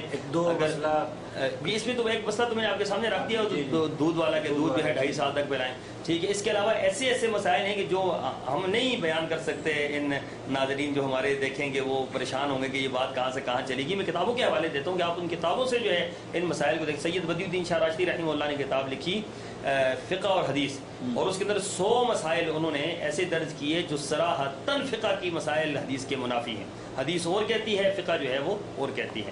ایسے ہی سیف محمدی، مولانا محمد جونا گڑھی رحمۃ اللہ علیہ نے کتاب لکھی، اور بڑی زبردست کتاب ہے وہ سیف محمدی۔ وہ کتاب جو ہے میں اپنے دوستوں سے عرض کروں گا کہ یہ کتاب جو ہے ہر بندہ پڑھے اس کتاب کو، کہ ان کو پتہ چلے کہ فقہ کے اندر کیسی کیسی باتیں ہیں جو صراحتاً کتاب و سنت کے منافی ہیں۔ لوگ یہ کہتے ہیں کہ فقہ قرآن و حدیث کا نچوڑ ہے، تو نچوڑ جو ہے قرآن و حدیث کا نچوڑ فقہ کیسے ہو سکتی ہے؟ نچوڑ جو ہے وہ تو سارے کا، اس کا مطلب یہ ہوتا ہے کہ قرآن و حدیث جو ہے وہ نچڑ کر جو ہے فقہ بن گیا ہے، اور قرآن و حدیث پیچھے پھونک رہ گیا۔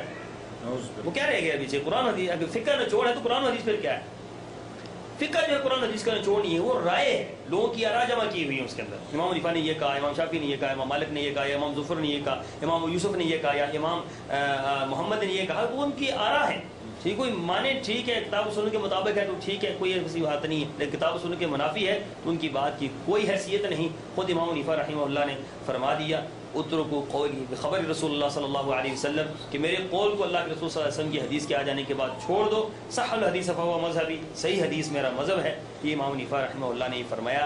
امام حنیفہ رحمہ اللہ بقول امام شعرانی کے یا بقول امام شوکانی کے وہ بری الذمہ ہیں تمام معاملات کے، کیونکہ انہوں نے یہ لفظ کہہ کر اپنے آپ کو بری کر دیا کہ صحیح حدیث میرا مذہب ہے۔ میں یہ سمجھتا ہوں کہ امام صاحب کا مذہب صحیح بخاری ہے، امام صاحب کا مذہب صحیح مسلم ہے، امام صاحب کا مذہب ابو داؤد، نسائی، ترمذی، ابن ماجہ کی وہ ہر صحیح روایت امام صاحب کا مذہب ہے۔ لیکن افسوسناک بات یہ ہے کہ امام صاحب کے نام لینے والے جو ہیں امام صاحب کے اس مسئلے کو ماننے پر قطعاً تیار نہیں ہے، وہ انہی باتوں پر قائم ہیں کہ جو باتیں کتاب و سنت کے منافی ہیں، اور انہی باتوں کی وہ تشہیر کر رہے ہیں اور انہی باتوں کو وہ آگے پھیلا رہے ہیں۔ انہیں چاہیے، میں ان سے یہ گزارش کروں گا کہ خدا آؤ مل کر اس بات کو مانتے ہیں جو محمد رسول اللہ صلی اللہ علیہ وسلم نے ہماری نجات کے لیے چھوڑا ہے۔ اتبعوا ما انزل الیکم من ربکم ولا تتبعوا من دونہ اولیاء، کہ اس کی پیروی کرو جو اللہ تعالیٰ نے آسمانوں سے نازل کیا ہے۔ اللہ تعالیٰ نے آسمانوں سے قرآن و حدیث نازل کیا ہے۔ فقہ جو ہے وہ آسمانوں سے نازل نہیں ہوئی، فقہ رائے ہے۔ میں یہاں ایک دلچسپ بات آپ کو بتاؤں گا کہ کراچی کے اندر ہم پڑھتے تھے، ہمارے ساتھ ایک شافی طالب علم پڑھتا تھا، وہ نائجیریا کا۔ تو بدایت المجتہد ہے کتاب ابن رشد کی، تو فقہ کی بڑی معروف کتاب، اس کے اندر اقوال نقل کیے ہیں، ہر مسئلے پر جو ہے ائمہ کے اقوال ہیں کہ فلاں مسئلے پر فلاں امام نے یہ کہا، فلاں امام نے یہ کہا، فلاں قال امام حنیفہ ہاکذا، قال امام ظفر ہاکذا، قال امام شافعی ہاکذا۔ تو ہمارے جو پڑھانے والے استاد تھے وہ پڑھا رہے تھے، تو ایک وقت وہ شافی طالب علم بکھر گیا. اس نے یہ کہا، اس نے کہا کہ قال امام ابو یوسف ہکذا، قال امام شافعی ہکذا، قال امام فلان ہکذا، ما قال رسول اللہ صلی اللہ علیہ وسلم. اللہ کے رسول نے پوری زندگی کچھ نہیں کہا. ہمیں یہ بتاؤ کہ اللہ کے رسول نے کیا کہا ہے، ہمیں یہ بتاؤ کہ اللہ کے رسول نے کیا فرمایا ہے، ہمیں یہ بتاؤ کہ قرآن و حدیث میں کیا ہے. ہمیں یہ نہ سناؤ کہ فلاں امام نے یہ کہا، فلاں امام نے یہ کہا، فلاں امام نے یہ کہا. میں یہی گزارش کروں گا کہ یہ سوچنا چاہیے کہ اللہ اور اس کے رسول نے کیا کہا. یہ نہیں سوچنا چاہیے کہ امام شافعی نے کیا کہا، امام ظفر نے کیا کہا، یا امام حنیفہ نے کیا کہا. انہوں نے جو کچھ کہا اس کو انہوں نے جواب دے دیا ہے. ہم نے جو کچھ کرنا ہے ہم نے اس کا جواب بہر صورت جو ہے وہ دینا ہے. آپ نے بھی بیان فرمایا کہ 4 سال آپ نے تحقیق کری، اور اس دوران تحقیق آپ عجیب و غریب تجربات سے بھی آپ کا سامنا ہوا. مار پٹائی تک کی نوبت آئی. مار پٹائی کس حوالے سے؟ اہل حدیثوں نے آپ کو مار پٹائی کی کیونکہ آپ تحقیق اہل حدیثوں سے کر رہے تھے، یا احناف نے آپ کے ساتھ زیادتی کی؟ میں یہاں پر ایک بات بڑی آپ کو کھل کر کہوں گا، اور یہ بات میں پوری دنیا کے لوگوں کے سامنے رکھنا چاہتا ہوں کہ آپ جو ہیں اس تجربے کے لیے ایک مرتبہ اس میدان میں ضرور آئیں اور آپ تحقیق کریں، اور آپ کو پتہ چل جائے گا کہ کون لوگ حق پہ ہیں اور حق والے جو ہیں وہ کس انداز سے بات کرتے ہیں.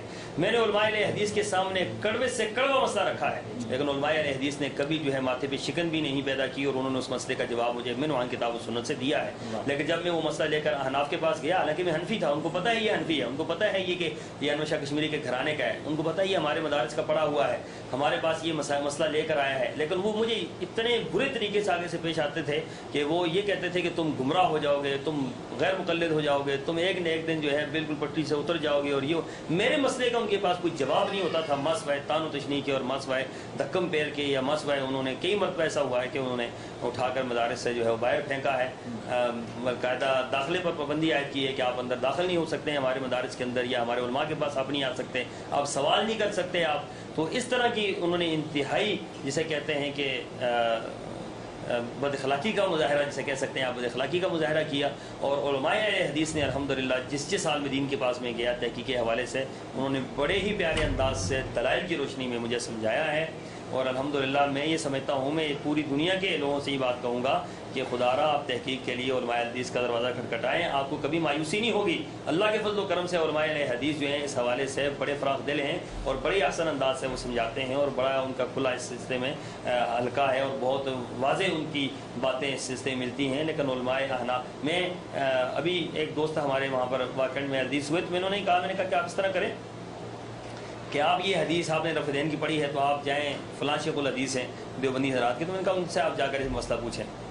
تو وہ گئے جب ان سے پوچھنے کے لیے، تو انہوں نے ان کو وہ بخاری چھین لی ان سے، اور ان کو کہا چلو یہاں سے بھاگ جاؤ، تم بخاری تمہیں اٹھانے کی ضرورت کیسی ہوئی؟ ہم بخاری آج تک نہیں اٹھا رہے کہ ہم کہتے ہیں بخاری کی بیعت بھی ہو جائے گی، تو تم نے بخاری کیسے اٹھا لی؟ تو وہ یہاں تک لوگوں کو جو ہے وہ کرتے ہیں، اور ہمارے ساتھ اس سے بھی بڑھ کر انہوں نے کیا، کیونکہ وہ یہ سمجھتے تھے کہ یہ جس طرف جا رہا ہے تو آخر کہیں نہ کہیں اس کو منزل مل ہی جائے گی. تو یہ ساری رکاوٹیں تو بہرحال پیش آئیں. تبدیلی کے بعد کچھ ایسے مراحل سے آپ کا گزر ہوا، انہوں نے اذیتیں آپ کو پہنچائی کیونکہ ان کا مذہب آپ نے چھوڑا تھا؟ تبدیلی کے بعد جو خاندان کا جو ہے وہ ریئیکشن تھا وہ تو بہت زیادہ تھا، بڑی خطرناک حد تک تھا کہ میں وہ بات آپ سے کر رہا تھا کہ میں وہ مظفر آباد خط لکھتا تھا، اور میں بات کر رہا تھا کہ آپ جو ہے وہ اس حوالے سے میری رہنمائی کریں. تو وہ ہر مسئلے کے آخر میں مجھے یہ لکھ دیتے تھے کہ تم سوچنا بند کر دو. مقلد کے لیے سوچنا جو ہے جرم ہے، مقلد سوچ نہیں سکتا. مقلد کی بات جو ہے نا وہ سوچنا مقلد کا مسئلہ جو ہے یہ خراب کر دیتا ہے. آپ سوچیں نا، بس اپنے ائمہ پہ اعتماد کریں، اپنے علماء پہ اعتماد کریں، اپنے اکابرین پہ اعتماد کریں کہ جن کو دنیا جو ہے وقت کا امام مانتی تھی، وہ ان کی بات جو تھی وہ ٹھیک ہے. میں ان سے یہ لکھتا تھا کہ اللہ کے رسول کی بات کا پھر میں کیا کروں؟ اللہ کے رسول کی بات اور ہے، ان کی بات اور ہے، میں اب اکابرین کی بات کو مانوں یا اللہ کے رسول کی بات کو مانوں؟ تو انہوں نے ایک مرتبہ پھر اس کے جواب میں مجھے یہ لکھا کہ مجھے شک لگتا ہے کہ کہیں تم گمراہ نہ ہو جاؤ. تو میں نے پھر ان کو، جب میں کافی ان سے وہ نالاں ہوا، ان جواب کوئی نہ دیتے تھے، ہر مسئلے کا یہی جواب دیتے تھے کہ تم سوچنا بند کر دو، اور ہمارے اکابر نے جو کہا وہ ٹھیک کہا ہے، اور مقلد کا کام سوچنا ہے ہی نہیں ہے. جب مقلد سوچتا ہے تو مقلد رہتا ہی نہیں ہے، اور ہم تقلید کے بغیر رہ ہی نہیں سکتے. تقلید فرض ہے، تقلید واجب ہے، تقلید یہ ہے، تقلید وہ ہے. تو میں نے ان کو پھر ایک مرتبہ لکھا، میں نے کہا جی کہ میں جب میں حدیث ہونے لگا تو میں نے انہیں لکھا، میں نے کہا جی آپ مجھے دلائل نہیں دے سکے تو میں جو ہے حدیث ہونے کا اعلان کر رہا ہوں. تو پھر انہوں نے مجھے اس کا جواب یہ دیا تھا، ایک ہی وہ خط تھا اور چھوٹا سا اس کا انہوں نے پیرایا لکھا. انہوں نے یہ لکھا تھا کیا آپ اپنے دادا کے دین کو چھوڑ دیں گے؟ یا اللہ. اشارہ ان کا انوشا کشمیری کی طرف تھا کہ آپ اپنے دادا، یہ سب سے بڑا ہتھیار تھا ان کا میرے لیے، کیا آپ اپنے دادا کے دین کو چھوڑ دیں گے؟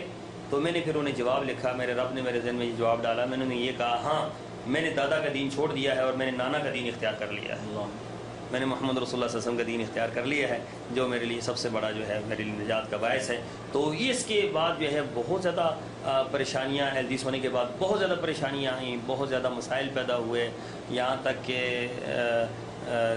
گھر سے جو ہے وہ نکال دیا گیا، خاندان کی طرف سے جو ہے بالکل بول چال بند ہو گئی. پھر جس محفل کے اندر جاتا تھا کوئی بات کرنے کو تیار نہیں ہوتا تھا، ہر ایک طنز کرتا تھا، تانے ہر ایک دیتا تھا. کوئی کہتا تھا یہ پیسوں کے لیے حدیث ہو گیا، کوئی، حالانکہ دنیا کا سب سے بڑا جھوٹ یہ ہے کہ حدیث کچھ دیتے ہیں. حدیث تو دنیا کی واحد وہ قوم ہے جو لیتی ہے، دیتی کچھ بھی نہیں. ٹھیک ہے، تو یہ تو یہاں دینے کی بات ہی کوئی نہیں ہے، یہاں تو حق کا معاملہ ہے. اور یہ الزام کوئی نیا نہیں ہے، یہ بہت پرانا الزام ہے.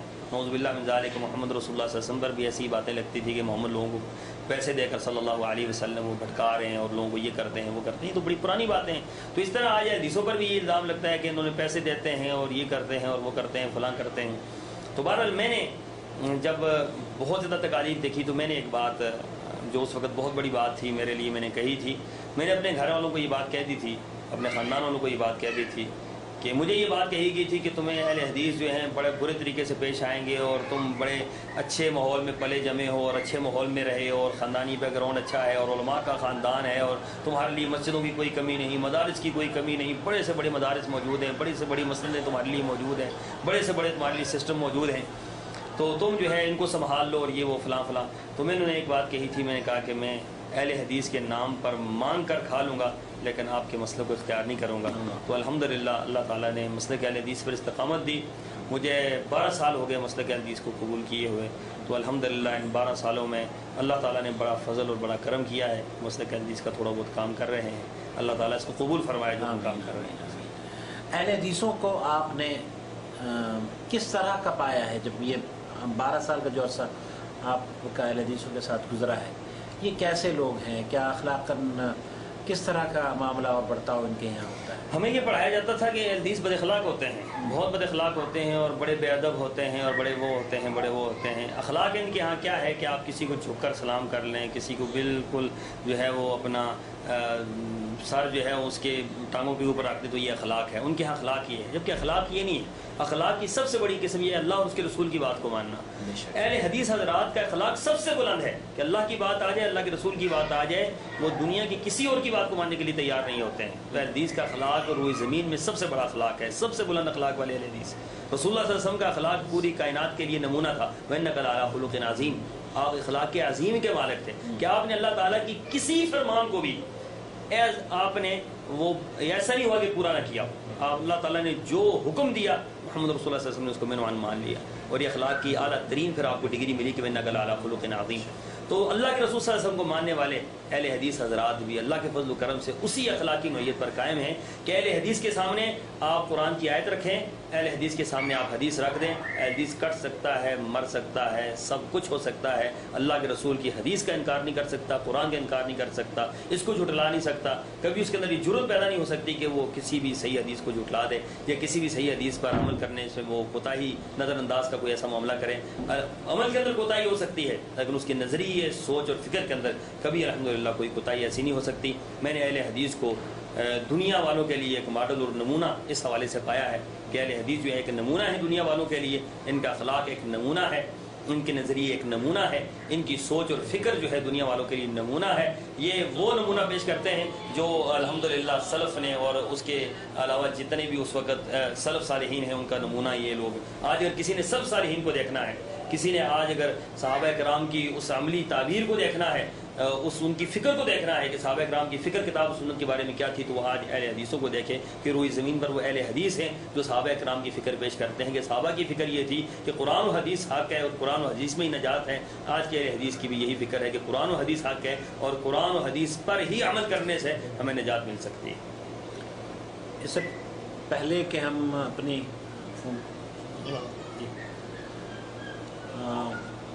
آپ کوئی ایسا واقعہ جو آپ کے ساتھ پیش آیا ہو اور جس میں ہمارے ناظرین کے لیے کچھ سبق اور کچھ ہدایت کی وجہ بن جائے کو بیان کرنا پسند فرمائیں گے؟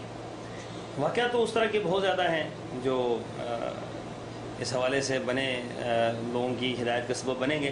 پہلی بات تو یہ ہے کہ میں جب اہل حدیث ہوا تو ہمیں اس کے نئے حدیث تھے تو ہمیں پتہ نہیں تھا کہ کس ٹائم کیا عمل کرنا ہوتا ہے اور کس ٹائم کیا عمل کرنا ہوتا ہے. تو آپ اکثر دیکھتے ہیں کہ ان کے ہاں اکثر سنتیں متروک ہیں. ہمارے یہاں تبلیغی جماعت ہے، اس کا تو ماٹو یہی ہے کہ آپ جو ہے اپنا 100% رسول اللہ صلی اللہ علیہ وسلم کے طریقوں میں کامیابی ہے، لیکن وہ 100% کیا کہ ان کے اندر تو 10% بھی نہیں ہے رسول اللہ صلی اللہ علیہ وسلم کے طریقے جو وہ اختیار کریں. رسول اللہ صلی اللہ علیہ وسلم کے طریقوں کی واضح مخالفت کرتے ہیں یہ لوگ. مغرب سے پہلے کی سنتیں نہیں پڑھتے. ٹھیک اسی طریقے سے قراتیں جو مختلف اوقات میں رسول اللہ صلی اللہ علیہ وسلم نے مختلف قراتیں کی ہیں. جمعے کے دن سورہ غاشیہ ہے، سورہ سبح اسم ربک، سورہ اعلیٰ ہے، وہ ان کی تلاوت نہیں کرتے یہ لوگ. ہم نے تو کبھی زندگی میں یہ تلاوتیں نہیں سنی ان کی زبانوں سے. اسی طریقے سے ہم نے جو ہے وہ باقی کئی ایسی سنتیں ہیں متروک جو بالکل ترک ہو چکی ہیں، لوگوں نے اختیار ہی نہیں کی. وہ اہل حدیث کے ہاں کر ہم نے دیکھی کہ یہ سنتیں جو ہیں وہ اہل حدیث کے ہاں ہیں. اس میں یہ جمعے کے دن جو ہے وہ صبح فجر کی نماز میں حامیم سجدہ اور سورہ طہر کی تلاوت ہے. تو میں فجر کی نماز پڑھا رہا تھا، نئے حدیث ہوا تھا تو فجر کی نماز پڑھا رہا تھا. تو فجر کی نماز پہ میں نے شروع کر دی لا اقسم بہذا البلد لا اقسم بیوم القیامہ. جب میں نے شروع کی تو پیچھے سے ایک بندے نے لقمہ دیا، حامیم تنزیل کتاب من اللہ العزیز العلیم، الف لام میم تنزیل کتاب من اللہ العزیز العلیم. تو میں نے کہا میں پڑھ رہا ہوں سورہ قیامہ، تو یہ بتا رہا ہے لقمہ کہیں کا دے رہا ہے، میں کچھ اور پڑھ رہا ہوں، یہ چکر کیا ہے؟ پھر میں وہ سورہ قیامہ شروع کروں کہ میں سورت پڑھ رہا ہوں تو وہ پھر مجھے وہاں سے لقمہ کچھ اور دے دے. میری سمجھ میں نہ آئی، مجھے یہ سمجھ ہی نہیں آ رہی تھی کہ یہ کیا مسئلہ ہے. میں کچھ اور پڑھ رہا ہوں، یہ اللہ کا بندہ پیچھے سے کچھ اور کر رہا ہے. تو اس نے مجھے پڑھنے نہیں دی سورت. نماز کے اندر ایک وہ عجیب سی وہ کشمکش، جیسے بھی شروع کروں تو وہ مجھے ٹوک دے. تو الحمدللہ میں حافظ قرآن تو ہوں تو میں نے وہیں سے ہی شروع کیا. مجھے پتہ لگا کہ حامیم سجدہ شروع کی، لیکن مجھے یہ نہیں پتا تھا کہ یہ حدیث ہے کوئی کہ حامیم سجدہ فجر کی نماز کے اندر جمعے کے دن رسول اللہ صلی اللہ علیہ وسلم نے پڑھی. تو میں نے بہرحال وہی پڑھ لی، وہ پڑھی. تو اگلی میں پھر میں نے وہ سجدہ تو میں نے کیا اس کے اندر، لیکن اگلی جو تھی سورت پھر میں نے وہ سورہ قیامہ شروع کی. تو پھر اس نے مجھے ٹوک دیا پیچھے سے، وہ حل علی الانسان حین من الدہر. میں پھر پڑھوں تو پھر وہ حل علی الانسان حین من الدہر. پھر میں نے وہ شروع کر دی حل علی الانسان حین من الدہر. نماز سے میں فارغ ہوا تو میرے غصے کی انتہا نہیں تھی کہ یہ کون بندہ ہے، یہ کیا میں آگے کچھ اور پڑھ رہا ہوں، یہ پیچھے لقمہ کچھ اور دے. تو ایک حافظ قرآن تھے، نابینا تھے، وہ تشریف لائے میرے پاس. تو میرے پاس آ کر بیٹھے، مجھے کہنے لگے مولانا بہت معذرت کے ساتھ آپ کو پتہ نہیں ہے کہ اللہ کے رسول صلی اللہ علیہ وسلم نے جمعے کی فجر کی نماز میں حامیم سجدہ اور سورہ دہر ہمیشہ تلاوت کی ہے. تو آپ اللہ کے رسول کی سنت کو چھوڑ کر کدھر جا رہے ہیں؟ نبی کی سنت کو چھوڑیں گے تو ہم لوگ گمراہ ہو جائیں گے. نبی کی سنت پر ہمارے لیے نجات ہے. اس واقعے نے مجھے ہلا کر رکھ دیا کہ اس وقت کے اندر اللہ کے فضل و کرم سے نبی کی سنتوں کو پورا کرنے والے لوگ ہیں تو الحمدللہ وہ اہل حدیث کا گروہ ہے. تو یہ انسان کی رہنمائی کے لیے یہ واقعات جو ہے بڑی اہمیت کے حامل رکھتے ہیں کہ اہل حدیث جو ہے، جو منہجی اہل حدیث ہیں، وہ کبھی کسی کو اپنے نقطے سے نہیں ہٹنے دیں گے. وہ اسی نقطے پر قائم ہے جس نقطے پر رسول اللہ صلی اللہ علیہ وسلم نے چھوڑا تھا. کہ اللہ کے رسول صلی اللہ علیہ وسلم نے فرمایا تھا کہ ایک جماعت میرے زمانے سے چلے گی اور قیامت تک اس جماعت کو جو ہے کوئی ظالم کا ظلم اور جابر کا جبر اور عادل کا عدل اس کو روک نہیں سکے گا، اور وہ جماعت قیامت تک قائم رہے گی. میرا ایمان یہ ہے کہ رسول اللہ صلی اللہ علیہ وسلم کے زمانے سے جو جماعت چلی وہ اہل حدیث کی جماعت تھی، اور بغیر تعطل کے. تقلیدی فرقے تو 400 سال بعد پیدا ہوئے. شاہ ولی اللہ محدث دہلوی نے خود حجت اللہ البالغہ کے اندر لکھا کہ 400 سال بعد پیدا ہوئے. تو 400 سال پہلے رسول اللہ صلی اللہ علیہ وسلم کا جو بعد کا زمانہ، صحابہ کا، تابعین کا، تبع تابعین کا، ائمہ کا، یہ سارا زمانہ اہل حدیث کا زمانہ ہے. اور اس وقت سے لے کر آج تک اہل حدیث موجود ہیں، اور قیامت تک اللہ کے فضل و کرم سے اہل حدیث موجود رہیں گے. اہل حدیث کو دنیا کی کوئی طاقت ختم نہیں کر سکتی. جس ٹائم اہل حدیث دنیا سے ختم ہو جائیں میں نہیں سمجھتا کہ دنیا قائم رہ سکتی ہے. اس کی وجہ یہ ہے کہ اہل حدیث جو ہے یہی وہ موحدین کا گروہ ہے، یہی وہ ناجی گروہ ہے، یہی وہ گروہ ہے کہ جس کے لیے رسول اللہ صلی اللہ علیہ وسلم نے طائفہ منصورہ کا لقب دیا تھا. یہ وہ کامیاب لوگ ہیں، یہی وہ گروہ ہے کہ جو آج رسول اللہ صلی اللہ علیہ وسلم کی حدیث کی سب سے بڑھ کر خدمت کر رہا ہے. یہی وہ گروہ ہے کہ جو قرآن کی سب سے بڑھ کر جنہوں نے خدمت کی. قرآن کے ترجمے ہمیں یہی پڑھایا جاتا تھا کہ قرآن و حدیث کی جتنی خدمت علماء دیوبند نے کی اتنی کسی نے نہیں کی. لیکن ہمیں جب ہم تحقیق کرنا شروع ہوئے تو ہمیں پتہ چلا انہوں نے کیا خدمت کی ہے اور کیا نہیں کی. لیکن اللہ کے فضل و کرم سے اہل حدیث کی خدمت آج دنیا کے اندر موجود ہے کہ دنیا کی تقریباً اکثر زبانوں کے اندر احادیث کے ترجمے موجود ہیں. احادیث کی تشریحات موجود ہیں، احادیث کے جو ہے وہ بڑے اپنے بہترین سے بہترین ان کی کمپوزنگ کی گئی ہے، احادیث کی اردو میں ترجمے، دنیا کی تقریباً اکثر زبانوں میں ترجمے آپ وہ منظر عام پر آ رہے ہیں، انگلش میں آ رہے ہیں اور دیگر زبانوں میں الحمدللہ ترجمے آ رہے ہیں. تو یہ الحمدللہ ساری خدمات جو ہیں وہ اہل حدیث کی ہیں، اور اللہ کے فضل و کرم سے میں یہ سمجھتا ہوں کہ علامہ احسان علیہ ظہیر فرمایا کرتے تھے، اور میں بھی اکثر تقریروں میں یہ بات کہتا ہوں کہ علامہ صاحب فرمایا کرتے تھے یہ صدی اہل حدیث کی صدی. تو علامہ صاحب نے صحیح فرمایا، اللہ تعالیٰ ان کی قبر کو نور سے منور فرمائے اور اللہ تعالیٰ ان کے مقام اور درجے کو بلند فرمائے. تو علامہ صاحب صحیح کہتے ہیں، لیکن میں اس سے آگے ایک بات کہتا ہوں ہمیشہ کہ زندگی اہل حدیث کی زندگی ہے، جینا اہل حدیث کا جینا ہے، مرنا اہل حدیث کا مرنا ہے. وجہ یہ ہے کہ اہل حدیث کی زندگی، اہل حدیث کا جینا، اہل حدیث کا مرنا یہ کتاب و سنت کے تابع ہوتا ہے. جس کی زندگی کتاب و سنت کے تابع ہوگی اسی کی قابل فخر زندگی ہے. اگر اہل حدیث نہ ہوتے تو پتہ نہیں کس دربار کی مٹیاں چاٹ رہے ہوتے، اگر اہل حدیث نہ ہوتے تو پتہ نہیں کس امام کے لیے کیا کچھ ہم اس کی باتوں کو آگے پیچھے کر رہے ہوتے اور اس کو جو ہے وہ توڑ جوڑ کے کتاب و سنت کے مطابق بنانے کی کوشش کر رہے ہوتے. اگر اہل حدیث نہ ہوتے تو پتہ نہیں پیٹ پیٹ کے اپنا کیا حشر کرتے. اللہ تعالیٰ لاکھ لاکھ شکر ہے کہ تو نے کتاب و سنت کے مطابق جو ہے ہمیں اہل حدیث بنایا ہے. اور اہل حدیث جو ہے ایک گروہ نہیں، کوئی فرقہ نہیں. اہل حدیث نام ہے اسلام کا نام ہے، اسلام کا دوسرا نام اہل حدیث ہے، کیونکہ اہل حدیث جو ہیں وحی کے ماننے والے ہیں، اور وہی قرآن و حدیث وہی ہے، قرآن بھی وہی ہے، حدیث بھی وہی ہے، اور اللہ کے فضل و کرم سے اہل حدیث اس وحی کو ماننے والے ہیں. اور اللہ تعالیٰ سے دعا بھی کرتا ہوں کہ اللہ تعالیٰ جو ہے اہل حدیثوں کو پوری دنیا کے اوپر غالب کر دے، اور پوری دنیا کے اندر ان کی دعوت کو اور ان کی سعی اور کوشش کو اللہ تعالیٰ پوری دنیا کے اوپر پھیلائے، اور قبولیت اللہ تعالیٰ ان کو قبولیت سے نواز دے. اللہ جزاک اللہ خیر. مولانا آپ بلد الامین میں تشریف فرما ہے، مکہ المکرمہ میں اپنی اہلیہ کے ساتھ آپ عمرے کی سعادت کے لیے یہاں تشریف لائے ہیں. اللہ رب العالمین آپ کے سفر کو سفر مبارک بنا دے، قابل قدر سعی اور معاف کیا ہوا گناہ بنا دے. آپ 2-3 ہفتے سے یہاں سعودی عرب میں قیام پذیر ہیں. دوران قیام جو مملکت سعودی عرب کی یا خادم الحرمین شریفین ملک عبداللہ اور جو ان کے اخوان کی جو نظامی امور یا انتظامی امور جو یہاں پر آپ دیکھ رہے ہیں، امن و سلامتی کا ایک جو یہاں کا سما آپ دیکھ رہے ہیں، اور دینی خدمات جو یہاں پر ہو رہی ہیں، اس کے بارے میں آپ کیا کچھ فرمانا پسند فرمائیں گے؟ میں یہ سمجھتا ہوں عاقل صاحب کہ یہ آپ نے بڑا ایک اچھا سوال اور بڑا دلچسپ سوال یہ کیا ہے. یہ میری نس کے اندر اس سوال کا جو ہے وہ ایک جواب ہے، اور میرے ایک اگر جسم کی ایک خون کی ایک قطرے میں اس کا جو ہے ایک اللہ تعالیٰ کے ہاں شکر موجود ہے. میں سمجھتا ہوں کہ آل سعود کی یہ قربانیاں ہیں، اور الحمدللہ پورے دنیا کے اوپر آل سعود نے جتنی دین کی خدمت کی ہے بغیر مبالغے کے پوری دنیا کے اوپر کسی خاندان نے اتنی خدمت دین کی نہیں کی. فی زمانہ میں بات کر رہا ہوں. تو آل سعود کو اللہ تعالیٰ نے یہ شرف بخشا ہے. شیخ الاسلام محمد بن عبد الوہاب اور ان کے جو آل شیخ ہیں یا آل سعود ہیں، انہوں نے جو دین کے لیے محنتیں کی ہیں، حرمین شریفین کی جو خدمت انہوں نے کی، اور اس سے ہٹ کر جو انہوں نے توحید کے لیے جو انہوں نے ڈنکا توحید کا بچایا اور شرک کا انہوں نے بےخنی کی ہے الحمدللہ. اور پھر جو دین کی خدمت انہوں نے اس سے بڑھ کر جو اس سے بہت بڑا معاملہ انہوں نے کیا ہے کہ دنیا کی اکثر زبانوں میں انہوں نے قرآن پاک کا ترجمہ کیا ہے. میں اس دن مدینہ منورہ کے اندر مسجد نبوی کے اندر بیٹھا ہوا تھا، تو اس ریک کے اندر میں دیکھ رہا تھا کہ مجھے جو نظر آیا 12 زبانوں میں، میرے علم میں نہیں ہے کہ کتنی زبانوں میں ہو چکا ہے، لیکن میں دیکھ رہا تھا کہ روسی زبان، کشمیری زبان، فلپائنی زبان اور برونائی کی اور اس طرح کی مختلف زبانوں کے اندر انگریزی، سندھی اور اردو میں تو انہوں نے حد کر دی ہے. ہر زبان کے اندر انہوں نے قرآن پاک کے ترجمے جو ہیں وہ الحمدللہ انہوں نے کیے ہیں. اور وہ ان کی وہ کوشش ہے کہ جو میں سمجھتا ہوں کہ اللہ تعالیٰ اگر اس کو قبول فرما لے تو میرے خیال میں ان کی نجات کے لیے بہت بڑی ان کی کوشش ہے جو انہوں نے کی ہے. خاص کر جو پہلے گزرے خادم حرمین شریفین شافعات بن عبدالعزیز رحمہ اللہ، بہت بڑی ان کی کوششیں تھی قرآن پاک کی تبات کے لیے، قرآن پاک کی نشر و اشاعت کے لیے، قرآن پاک کی زیادہ سے زیادہ پھیلانے کے لیے. پھر حدیث کے لیے ان کی جو کوششیں تھی کہ پورا ایک انہوں نے حدیث کے لیے ایک نیٹ ورک قائم کیا، علماء کو بٹھایا اور حدیث کی جو انہوں نے خدمت کی. پھر شاہ عبداللہ جو اب تشریف لائے ہیں، ان کی بھی حوالے سے اسی نقش قدم پر یہ چل کر اور الحمدللہ دن دگنا اور رات چگنا جو ہے وہ کام کر رہے ہیں. ہم حرمین کے اندر آ کر ہمیں یوں محسوس ہوتا ہے جیسے ہم اپنے گھر کے اندر آئے ہیں, ہم اپنی مملکت کے اندر آئے ہیں, ہم اپنے ماحول کے اندر آئے ہیں.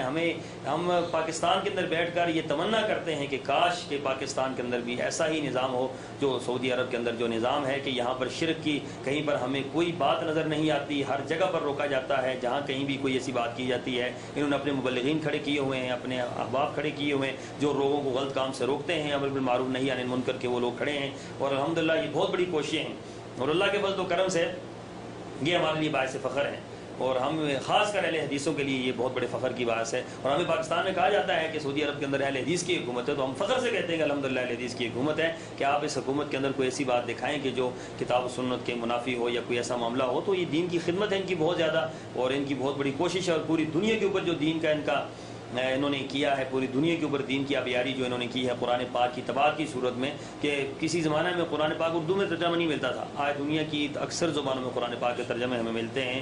ان آزاد ریاستوں میں, روس کی ریاستوں میں, ان کی زبانوں میں جہاں قرآن پاک کا ایک حرف ملتا تھا, قرآن پاک کی اگر وہ ایک صفحہ ملتا تھا تو پھانسی کی سزا ہو جاتی تھی, تو آج وہاں پر قرآن پاک کنٹینر بھر کر وہاں پر قرآن پاک جاتے ہیں اور وہاں پر تقسیم ہوتے ہیں. تو یہ اس خاندان کا جو ہے اللہ تعالیٰ نے شرف ان کو دیا ہے. اللہ تعالیٰ ان کی شرف کو قبول فرمائے, اور ان کی ان مسائی کو اللہ تعالیٰ جو ہے وہ اپنے ہاں قبول فرمائے, اور ان کی اور ہماری نجات کا سبب بنے. آمین, جزاک اللہ خیر. سعودی عرب کے حوالے سے یہاں پر جو اردو کی دعوت و تبلیغ کا سلسلہ چل رہا ہے, مختلف علماء کرام, سلفی علماء کرام یہاں سے دعوت و تبلیغ, ان کی آڈیو اور ویڈیو سی ڈیز پوری دنیا میں پھیل رہی ہے. مکاتب جالیات کا ایک جال ہے یہاں پر پھیلا ہوا جو ہر شہر میں تقریباً ہے. ان کی خدمات کو آپ کس نگاہ سے دیکھتے ہیں؟ الحمدللہ یہ ہمارے لیے بڑی ایک انوکھی بات ہے سعودی عرب کے اندر, کہ یہاں پر خاص کر علماء کو بہت زیادہ انہوں نے سرکاری جسے کہتے ہیں کہ اس میں لیا ہوا, سرپرستی میں لیا ہوا ہے, اور ان کو تنخواہیں دیتے ہیں, اچھی سے اچھی تنخواہیں دیتے ہیں, اچھی سے اچھی ان کی اپنا دیکھ بھال کرتے ہیں, اور ان کے پروگراموں کو بہت اچھے طریقے سے وہ توحید کی بات کر رہے ہیں اور سنت کی بات کر رہے ہیں. یہاں پر توحید پھیلانے میں کوئی رکاوٹ نہیں, سنت کے پھیلانے میں کوئی رکاوٹ نہیں ہے, اور یہ میں سمجھتا ہوں انوکھا کام ہے پوری دنیا کے اندر. سعودی عرب کا یہ انوکھا کام کہ پوری دنیا کے مسلمانوں کو ان کی جو ہے وہ اس معاملے میں ان کی رہنمائی لینی چاہیے. اور اسی طرح کا نیٹ ورک اگر پوری دنیا کے اندر پھیل جاتا ہے, جس طرح دعوت کا اور تبلیغ کا اور جاریات کا جو سسٹم سعودی عرب کا جو منظم ترین نیٹ ورک ہے ان کا, اگر ایسا نیٹ ورک دنیا کے ہر مسلمان ملک اختیار کر لے, تو میرے خیال میں ہر سرزمین جو ہے وہ جس طرح سعودی عرب امن کی سرزمین ہے, ایسے ہر سرزمین جو ہے وہ اسلام کی امن کی سرزمین جو ہے وہ بن سکتی ہے. اور یہ میں اس کو بڑا قدر کی نگاہ سے دیکھتا ہوں, اس بات کو بہت قدر کی نگاہ سے. وہ کون سے کچھ سی ڈیز یا کیسٹیں آپ لوگوں تک پہنچتی ہیں پاکستان میں؟ ہمارے یہاں بہت کیسٹیں اور سیڈیز پہنچتی ہیں. عاقل صاحب وہ آپ کی سیڈیز ہم نے وہاں پر سب سے پہلے آپ ہی کی ہم نے دیکھی, کہ آپ شیخ معراج ربانی حفظہ اللہ اور سید توصیف الرحمان راشدی حفظہ اللہ, اور اس طرح کے بڑے بڑے یہاں کے شیوخ, آپ لوگ یہاں پر وہ جالیات کے اندر مختلف دروس ہوتے تھے. اور میں تو کافی سال پہلے جو ہے وہ آپ کی شیخ معراج ربانی صاحب کی جو آپ وہ کرتے تھے, تو وہ ہمارے یہاں پہنچتی تھی, اور بہت تعداد میں پہنچتی تھی, اور بڑی تعداد میں وہاں پر لوگوں نے اس کو لیا, اور خاص کر ان کو پھر شرف قبولیت سید معراج ربانی حفظہ اللہ کی اللہ تعالیٰ نے خاص دیا, کہ ان کو بہت زیادہ لوگ پسند کرتے ہیں, اور ان کی اسپیکنگ پاور کو پسند کرتے ہیں, ان کے انداز گفتگو کو پسند کرتے ہیں, ان کے دلائل کی طریقے کو پسند کرتے ہیں. تو لوگ جو ہیں ان کے دیوانے, ہم بھی ان کے دیوانوں میں سے ہیں, کہ وہ الحمدللہ یہ آپ ہی لوگوں کی کوشش اور کاوشیں یہاں کی جو وہاں پر رنگ لا رہی ہیں, اور پاکستان کے اندر بہت تبدیلی آ رہی ہے اس حوالے سے, کہ لوگ جو ہیں وہ سمجھ رہے ہیں الحمدللہ سی ڈیز کے ذریعے, آڈیوز کے ذریعے, ویڈیوز کے ذریعے جو وہاں جا رہی ہیں. اور ایک ابھی جو سی ڈی سید توصیف الرحمان راشدی کی آئی ہے قلندر کے حوالے سے, ہماری مسجد کے اندر, اور چھوٹا سا ہمارا سیٹ اپ ہے, اس مسجد کے اندر ایک ہفتے کے اندر تقریباً کوئی 800-900 کے قریب سیڑھیاں نکلی ہیں. وہ ایک بندہ جو ہے وہ 50 سیڑھیاں لے کے جا رہا تھا کہ ہم نے جو ہے اس کو پھیلانے کا سبب کرنا ہے, اور اس کو ہم نے دعوت کا ایک طریقہ ہے. اور یہ آپ کی کوششیں اور سائیں آپ لوگوں کی جو آپ کر رہے ہیں یہاں پر بیٹھے, سید معراج ربانی کی بہت زیادہ الحمدللہ وہاں پر آڈیو ویڈیوز کی ہیں, اور ان کا بہت زیادہ وہاں پر پذیرائی ہوئی, اور بہت زیادہ ان کی الحمدللہ اس سے مسلک اہل حدیث کو بہت تقویت پاکستان کے اندر جو ہے یہاں کے آپ لوگوں کی ان کوششوں اور محنت سے وہاں پر بہت بڑا اثر پیدا ہوا ہے الحمدللہ. آج اس چیز کی کمی محسوس کی جا رہی ہے کہ ہم لوگ میڈیا میں کسی طرح سے اپنی آواز کو عام نہیں کر پا رہے ہیں, اپنی دعوت کو عام نہیں کر پا رہے ہیں, جبکہ ہم دوسرے جماعتوں کو دیکھتے ہیں کہ وہ منظم طور پر ٹی وی چینل کے ذریعے شرک و بدعات کو عام کر رہے ہیں.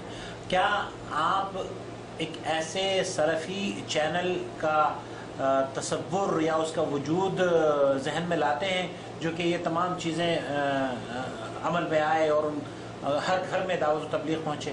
میں سمجھتا ہوں عاقل صاحب کہ اس وقت سب سے بڑی ضرورت ہمارے اہل حدیث حضرات کے لیے جو اب کمی ایک رہ گئی ہے، اہل حدیث حضرات کی دعوت کے اندر کوئی کمی نہیں ہے، فقط ایک کمی رہ گئی کہ ہمارا ٹی وی چینل نہیں، کیونکہ الیکٹرانک میڈیا اور پرنٹ میڈیا اس وقت پوری دنیا کے اوپر چھایا ہوا ہے، حکمرانی اس ٹائم میڈیا کی ہے پوری دنیا کے اوپر، میڈیا جو ہے وہ حکمرانی کر رہا ہے، جس کے ہاتھ میں میڈیا ہے وہ ہر گھر کے اندر اپنی آواز کو پہنچاتا ہے اور بغیر کسی مصیبت اور بغیر کسی پریشانی کے پہنچاتا ہے۔ اگر آپ ایک مسجد کے اندر بیٹھے ہیں تو ایک مسجد کے اندر 100 افراد آپ کی بات کو سنیں گے، اگر آپ ایک محلے کے اندر بات کرتے ہیں تو محلے کے اندر 1000 بندہ آپ کی بات سنیں گے، آپ مملکت کے اندر بات کر رہے ہیں تو آپ کی مملکت کے اندر 1 لاکھ بندہ آپ کی بات سنے گا، لیکن اگر آپ ٹی وی پہ بات کرتے ہیں تو پوری دنیا آپ کی بات کو سنے گی۔ تو ٹی وی چینل جو ہے یہ آج ناگزیر ہو چکا ہے اہل حدیث کے لیے کہ اہل حدیث اس ٹی وی چینل کو جو ہے لانچ کریں، اور اس کے لیے ایک منظم ترین تمام اہل حدیث مل کر، میں سمجھتا ہوں کہ تمام جماعتوں کو ملنا چاہیے اہل حدیث کی، سر کو جوڑ کر بیٹھنا چاہیے آپس میں، اور خاص کر وہ جماعتیں کہ جن کا بڑا کردار ہے، میں کہوں گا مرکزی میت حدیث پوری دنیا کی جو مرکزی میت حدیث ہیں، سعودی عرب کی ہے یا ہند کی ہے اور پاکستان کی ہے، پوری دنیا کے اوپر اس کا ایک نیٹ ورک ہے، برطانیہ کی ہے، ان سے یہ بات کہوں گا کہ آپ لوگ طاقت رکھتے ہیں اس کی اور آپ لوگوں کے پاس اس کے وسائل بھی ہیں، اس کی کوئی کمی نہیں ہے، تو آپ اس کو جو ہے سر جوڑ کر بیٹھیں اور اس کو ٹی وی کو لانچ کریں بسم اللہ کر کے، کیونکہ باقی چینل جو چل رہے ہیں بڑی اس سے گمراہیاں پھیل رہی ہیں۔ مرزائیوں نے اپنا چینل چلا رکھا ہے اور وہ اسلام کے نام سے، الاسلام مسلم ٹی وی کے نام سے انہوں نے چینل چلایا ہے، اور جس کا لوگوں کو پتہ نہیں ہے وہ کون ہے کون نہیں ہے، لیکن ان کی داڑیاں اور ان کی شکل و صورت اور ان کی چال ڈھال، ان کا قرآن پاک کو دیکھنا، یہ وہ لوگوں کو جو ہے گمراہ کر رہے ہیں، اور ہزاروں لوگ جو ہیں قادیانی ہو رہے ہیں اس ٹائم، خاص کر جو ہے یہ جو یورپ ہے وہاں سے لوگ ہو رہے ہیں، یہاں تو یورپ کو تو نہیں پتہ کہ یہ کون ہے کون نہیں۔ ویسے ہی ہمارے پاکستان میں اب یہ چینل انہوں نے شروع کیا مدنی چینل کے نام سے، اس سے پورا دن جو ہے وہ ہری پگڑیوں والے اس کے اندر شرک و بدعت کی آبیاری کرتے ہیں، اور یہ اپنا ہمارے اوپر قرض ہے، پوری اہل حدیث اس مسئلے کے اوپر یہ قرض ہے کہ وہ ٹی وی لانچ کریں اور اس کے اوپر جو ہے اپنے دعوت کو اور اپنی توحید کو اور رسول اللہ صلی اللہ علیہ وسلم کی احادیث کو اور اپنی فکر کو اس کے اوپر پیش کریں، تاکہ دنیا کا جو ہے اس طریقے سے مقابلہ کیا جا سکے۔ باطل کا مقابلہ جب تک ہم اس وسیع پیمانے پر نہیں کریں گے تو باطل جو ہے وہ پھیلتا رہے گا، پھولتا رہے گا، اور پھر حق جو ہے جب تک پہنچے گا نہیں لوگوں کے پاس تو حق کسی کو پتہ ہی نہیں ہوگا کیا ہے کیا نہیں ہے۔ تو حق کی آواز آپ اگر ایک دن لگائیں گے تو باطل کی آواز پوری زندگی لگتی رہے تو حق کی ایک آواز جو ہے باطل پر بھاری آ جائے گی۔ وہ جو لوگوں نے محنت کی ہوئی ہے ٹی وی چینلوں پر بیٹھ کر، وہ 10 سال اگر انہوں نے محنت کی ہوئی ہے، آپ صرف 1 مہینہ محنت کر لیں، صرف 1 مہینہ، میں اللہ کے فضل و کرم سے علی وجہ البصیرہ یہ بات کہتا ہوں کہ آپ 1 مہینے کے وہ رزلٹ لے سکتے ہیں جو 10 سال کے وہ نہیں لے سکیں، کیونکہ آپ کی دعوت سادہ ہے، آپ کی دعوت صاف ہے، آپ کی دعوت ستھری ہے، آپ کی بات بہت صاف ہے، آپ کی بات بہت سادہ ہے، کلیئر ہے، نہ اس کے اندر ائمہ کی اقوال جو ہیں وہ رچے بسے ہیں، نہ اس کے اندر کسی بزرگ کی کوئی بات ہے، نہ اس کے اندر کسی پیر فقیر کی کوئی بات ہے، نہ علاقے کی کوئی بات ہے، اس کے اندر بات ہے تو قرآن و سنت کی ہے۔ جب آپ قرآن و سنت کو لوگوں کے سامنے رکھیں گے اور ایک راہ کی دعوت دیں گے تو پھر آپ لوگ جو ہیں آپ کی دعوت پر لبیک کہیں گے، اور لوگ دن دگنا اور رات چگنا جو ہے وہ، میں یہ سمجھتا ہوں کہ وہ اس مسلک اہل حدیث کو قبول کریں گے، اور یہ بہت بڑا جو ہے ہمارے لیے ایک فکر کا لمحہ ہے۔ اس وقت میں کہوں گا پوری دنیا کے مسلمانوں سے کہ خدا را اس حوالے سے جو ہے اہل حدیث جو ہے خاص کر سوچیں اور اہل حدیث ٹی وی جو ہے وہ لانچ کریں اس حوالے سے۔ جزاک اللہ خیر۔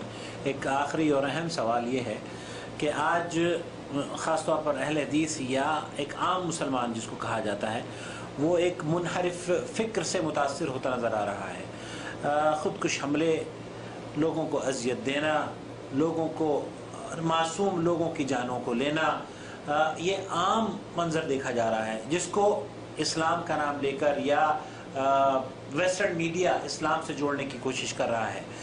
آپ اس طرح کی فکر کو کس نگاہ سے دیکھتے ہیں؟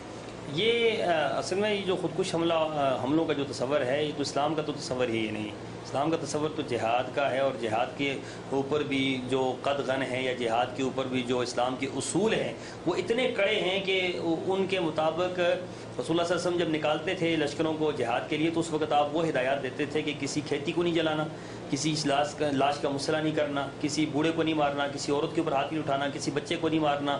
یہ اسلام کی وہ سنہری تعلیمات ہیں کہ جو دنیا کے اندر سب سے زیادہ، تاریخ اسلام گواہ ہے کہ دنیا کے اندر اسلام مجاہدین نے دنیا کے اندر جو اس جہاد ہوتا رہا یا رسول اللہ صلی اللہ علیہ وسلم کی جو لشکر جاتے رہے اس میں کبھی کوئی ایسا واقعہ پیش نہیں آیا کہ جس کی وجہ سے ایک پورا سسٹم جو ہے وہ تباہ ہو گیا ہو یا پورا ایک بستی جو ہے اوپر نیچے کر دی گئی ہو۔ رسول اللہ صلی اللہ علیہ وسلم باقاعدہ طور پر جب لشکروں کو بھیجتے تو وہ کہتے تھے کہ اپنا تعلیمات دیتے تھے باقاعدہ آپ نے یہ کرنا اور یہ نہیں کرنا۔ یہ جو خودکش حملوں کا تصور ہے یہ اسلامی نہیں۔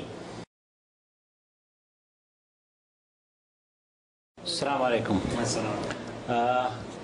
مولانا صاحب آپ الحمدللہ اہل حدیث ہو گئے، میں یہ پوچھنا چاہتا ہوں کہ آپ کے خاندان کا جو اتنا بڑا خاندان ہے اور دیوبندیت کی نمائندگی کرنے والا خاندان ہے، اس خاندان کے آپ کے بعد کیا اور افراد بھی اہل حدیث ہوئے؟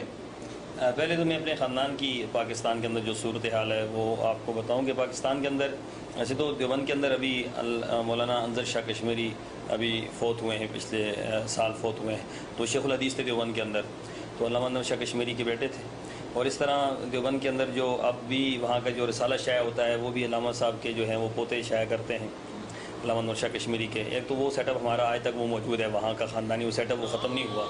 اور دوسرا جو سلسلہ ہے وہ جسے کہہ لیں کہ اپن پاکستان کے اندر، تو پاکستان کے اندر جو ضرب مومن نکلتی ہے تو یہ ضرب مومن جو ہے اس کے اندر ایک مضامین کا بہت زیادہ مضامین کو تشہیر ہوئی اور بڑے مضامین لکھے اور بہت زیادہ کتابوں کے مصنف ہیں۔ مفتی ابو لبابہ شاہ منصور کے نام سے وہ لکھتے ہیں، تو وہ میرے چچا زاد بھائی ہیں۔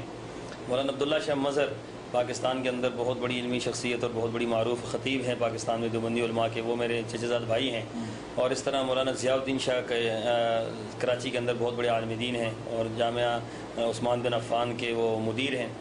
انہوں نے بہت ساری کتابیں لکھی ہیں، مصنف ہیں مقصود العلم والادب کے اور حق و باطل کی پہچان، اس طرح کی بہت بڑا بیک گراؤنڈ ہے الحمدللہ، بڑے بڑے علماء اور بڑے بڑے شیوخ ہیں۔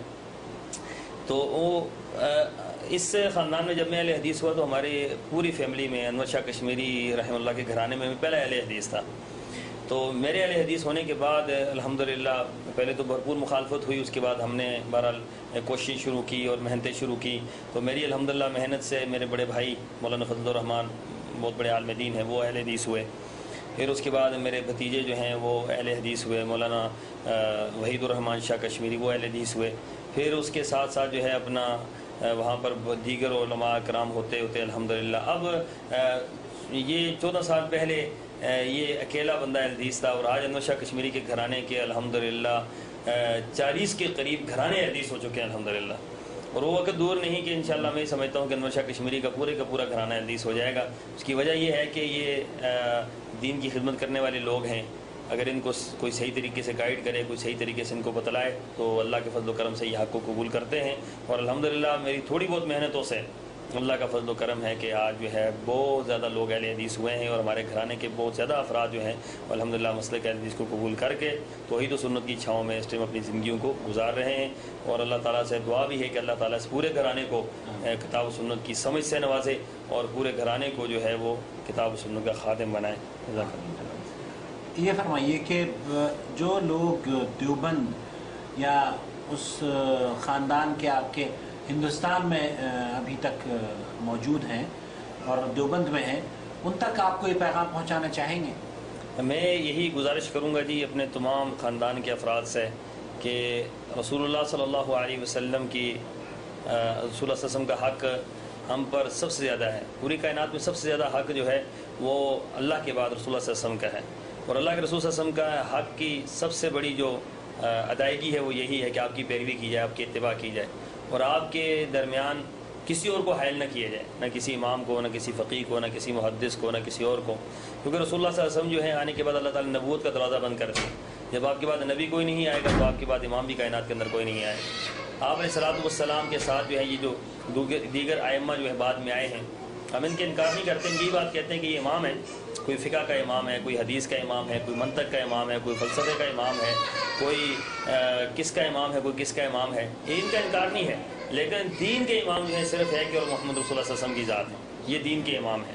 تو ہمیں چاہیے کہ ہم اللہ کے رسول صلی اللہ علیہ وسلم کو اپنا امام مانیں، اپنا رہبر مانیں اور آپ علیہ الصلوۃ والسلام کی پیروی کریں، آپ کی اطاعت کریں، فرما برداری کریں، اور آپ کے درمیان اور اپنے درمیان کسی اور کو حائل نہ ہونے دیں، کسی کی تقلید نہ کریں۔ ائمہ کا جو تقلید کا پٹا ہمارے گلوں کے اندر پڑا ہوا ہے اس کو ہم اتار کر پھینکیں، کیونکہ ہم نے خود ڈالا ہے۔ اللہ تعالیٰ نے نہیں کہا کہ ائمہ کی تقلید کریں، اللہ تعالیٰ نے کہیں نہیں فرمایا کہ امام حنیفہ کی بات کو مانو، امام شافعی کی بات کو مانو، امام احمد بن حنبل کی بات کو مانو، امام مالک کی بات کو مانو۔ اللہ تعالیٰ نے کہیں نہیں فرمایا، لیکن اللہ تعالیٰ نے قرآن کی ہر صورت کے اندر یہ بات فرمائی ہے کہ محمد رسول اللہ صلی اللہ علیہ وسلم کی بات کو مانو۔ پھر اللہ تعالیٰ نے یہ نہیں فرمایا، کہیں بھی یہ نہیں فرمایا کہ امام حنیفہ کی بات کو نہیں مانو گے تو تم جنت میں نہیں جاؤ گے، امام شافعی کی، امام مالک کی، امام حنبل کی، لیکن اللہ تعالیٰ نے یہ فرمایا ہے کہ رسول اللہ صلی اللہ علیہ وسلم کی بات کو نہیں مانو گے تو جنت میں نہیں جاؤ گے۔ تو یہ فرق ہے ہمارے بنائے ہوئے اور اللہ تعالیٰ کے بنائے ہوئے۔ ہمیں چاہیے کہ اپنے بنائے ہوئے اماموں کو جو ہے وہ ان کے اوپر اپنی پوری زندگی نہ خرچ کریں، بلکہ اللہ تعالیٰ کے بنائے ہوئے جو اللہ تعالیٰ نے بنائے ہیں ان کو اپنا امام مانیں، ان کو اپنا مقتدا مانیں، رہنما مانیں اور اس کے مطابق اپنی زندگیاں گزاریں۔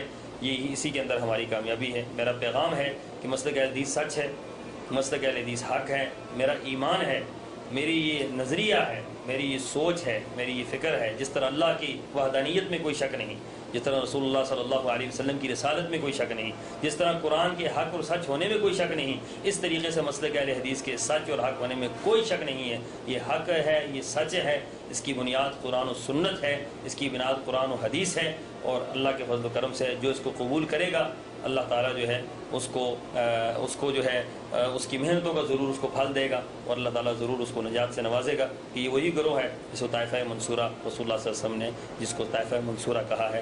میں گزارش کروں گا کہ تحقیق کے میدان میں آئیں، تحقیق کریں۔ تقلید جو ہے انسان کو اندھا بنا دیتی ہے، تحقیق جو ہے وہ انسان کو سوچ و بچار کے راستے فراہم کرتی ہے۔ اللہ تعالیٰ نے ہمیں جو ہے سوچ دی ہے، عقل دی ہے۔ جانور سوچتا نہیں، جانور جو ہے اس کی سوچ سمجھنے کی صلاحیت نہیں ہوتی، انسان سوچتا ہے، سمجھتا ہے، دیکھتا ہے، صحیح اور غلط کی پہچان کرتا ہے۔ تو ہمیں سوچنا چاہیے کہ ہم جس راستے پر ہیں یہ راستہ ٹھیک ہے یا نہیں۔ تو جب ہم سوچیں گے بھی، سوچنے کے لیے نکلیں گے تو انشاءاللہ ہمیں اللہ تعالیٰ جو ہے وہ راہ دکھلا دے گا۔ اللہ تعالیٰ عمل کی توفیق عطا فرمائے۔ جزاکم اللہ خیر، احسن الجزاء۔ ہم آپ کا بے حد شکریہ ادا کرنا چاہتے ہیں۔ اللہ رب العالمین آپ کو جزائے خیر عطا فرمائے۔ آپ نے اتنا وقت ہمیں دیا ہے، اللہ رب العالمین یہ محبت قائم اور دائم رہے، اور یہ جو جستجو آپ نے کی ہے اللہ رب العالمین آپ کو آپ کے موازین حسنات میں اضافے کا اس کو ذریعہ بنائے۔ جزاکم اللہ خیر، احسن الجزاء۔ جزاک اللہ خیر۔ میں بھی آخر میں آپ تمام حضرات کا مشکور ہوں، آپ کی سائی کا، آپ کی کوششوں کا، اور میں بڑا متاثر ہوں آپ کے کام سے کہ اللہ تعالیٰ آپ کے کام میں برکت پیدا فرمائے، اور اللہ تعالیٰ آپ کو مزید استقامت دے، اور مزید اس سلسلے میں جو آپ نے کاروان توحید چلایا ہے اللہ تعالیٰ اس کاروان کے اندر جو ہے ہزاروں لاکھوں لوگوں کو شامل فرما لے۔ جزاک اللہ خیر۔ جزاکم اللہ خیر۔ ناظرین اکرام، ابھی آپ مولانا عتیق الرحمن شاہ کشمیری کو سماعت فرما رہے تھے۔ اللہ رب العالمین سے دعا ہے کہ اللہ رب العالمین ہماری اس مجلس پر رحمتوں کا نزول فرمائے، ہماری جو ٹوٹی پھوٹی جو چھوٹی یہاں پر جو بھی کاوش ہوئی ہے اللہ رب العالمین اسے شرف قبولیت عطا فرمائے، اور کاروان توحید کے اس سفر میں ہم نے آج مولانا سے ان کے تاثرات ریکارڈ کر کے آپ کی خدمت میں پیش کیے ہیں۔ یہ پہلی اور آخری شخصیت نہیں ہے، دنیا کی ابھی بہت ساری شخصیتیں ایسی ہیں جن کو آپ تک جوڑنا، آپ تک ان کا تعارف کرانا، آپ سے ان کو ملانا مقصود ہے، باقی ہے، اور انشاءاللہ تعالی اس کام کو ہم کرتے رہیں گے۔ آپ کو آپ کے اپنے بھائیوں سے، مختلف ممالک سے جو لوگ مکہ المکرمہ میں یا جدہ میں یہاں پر تشریف لاتے ہیں، جو حرمین شریفین کا دروازہ کہلاتا ہے، ہم ان سے ان کے تاثرات نقل کر کے، ان کو ریکارڈ کر کے آپ کی خدمت میں پیش کرتے رہیں گے۔ آپ سے بھی درخواست ہے کہ آپ ہمیں کسی بھی طرح کا اپنا تاثر یا اپنا واقعہ اگر چاہیں تو ریکارڈ کر کے ہمیں بھیج سکتے ہیں۔ میرا فون نمبر آپ کو اس سی ڈی کے ذریعے انشاءاللہ تعالی مل جائے گا، میری ای میل ایڈریس اور تمام دیگر کانٹیکٹ نمبرز بھی آپ تک الحمدللہ پہنچا دیے جائیں گے۔ بہرحال ہم آپ سے گزارش کر رہے ہیں کہ ہم اس فکر کو آپ تک پہنچانے کی کوشش کر رہے ہیں جو نبی کریم صلی اللہ علیہ وسلم اس مکہ المکرمہ میں لے کر آئے تھے۔ دہشت گردی، یہ تمام چیزیں جو آج اسلام سے جوڑی جا رہی ہیں، یہ منحرف فکر ہے ہمارا اور ہمارے اکابر کا اس سے کوئی تعلق نہیں ہے۔ ہم امن و سلامتی کو ہمیشہ چاہتے تھے، ہمارے اکابر امن و سلامتی چاہتے ہیں، اور انشاءاللہ تعالی اس دنیا کو بہتر سے بہتر جگہ بنانے کے لیے ہمارے اکابر، ہمارے علماء जद्दोजहद कर रहे हैं। जज़ाकुमुल्लाहु खैर, अहसन अल जज़ा। सुब्हानक अल्लाहुम्मा व बिहम्दिका अशहदु अन ला इलाहा इल्ला अंता अस्तगफिरुका व अतूबु इलैक। वस्सलामु अलैकुम व रहमतुल्लाहि व बरकातुहू। खाद हुसैन परदेसी मेरा नाम है। मेरा नाम मोहम्मद उस्मान। मैं फैसल बदायूं से। मेरा नाम असलम नफीस खान। मेरा नाम मोहम्मद सलीम है। पैदाइशी तौर पर हम खानदानी अहले शिया हैं। देवबंद का रहने वाला हूँ। तबलीगी था, महीने में 3 दिन लगाना, हफ्ते में 2 गश्त कराना और सुबह शाम की तालीम 2.5 घंटे लगाना, ये सब। मेरा अहलेदीस होने से पहले हनफी मज़हब से ताल्लुक़। हनफियों की कौन सी किस्म? देवबंदी। जी, मोहम्मद हाशिम खान सन ऑफ हामिद खान, मैं गंगो का रहने वाला हूँ। मेरा नाम मोहम्मद तस्लीम है, मैं देवबंद के पास राजूपुर का रहने वाला हूँ। पहले जो था बिल्कुल हम खुली गुमराहियत। मेरा नाम अब्दुल मोहसिन है, मुजफ्फरनगर से मेरा ताल्लुक है। मौलाना मोहम्मद नासिर मदनी में बरेलवी मकबरा फिक्र की मसाजिद बहार मदीना, जामे मस्जिद शेर रब्बानी और जामे मस्जिद कौसिया में जुमा शामिल। मेरा नाम शफीक अहमद है, मैं सहारनपुर से ताल्लुक है। आप कहाँ के रहने वाले हैं? मैं बेसिकली अलीगढ़ के रहने वाला हूँ। तो मैं जो अहले हदीस हुआ, स्टडी के दौरान मैंने अल्लामा इकबाल रहमतुल्लाह अलैह का एक शेर पढ़ा था, गर नहीं है जुस्तजुए हक का तुझमें ज़ौक़ शौक़, उम्मती कहला के तू पैगम्बर को तू रुसवा न कर, और है फ़कत तौहीद व सुन्नत अमन राहत का क़याम, फितना जंगो जदल तकलीद से पैदा न कर।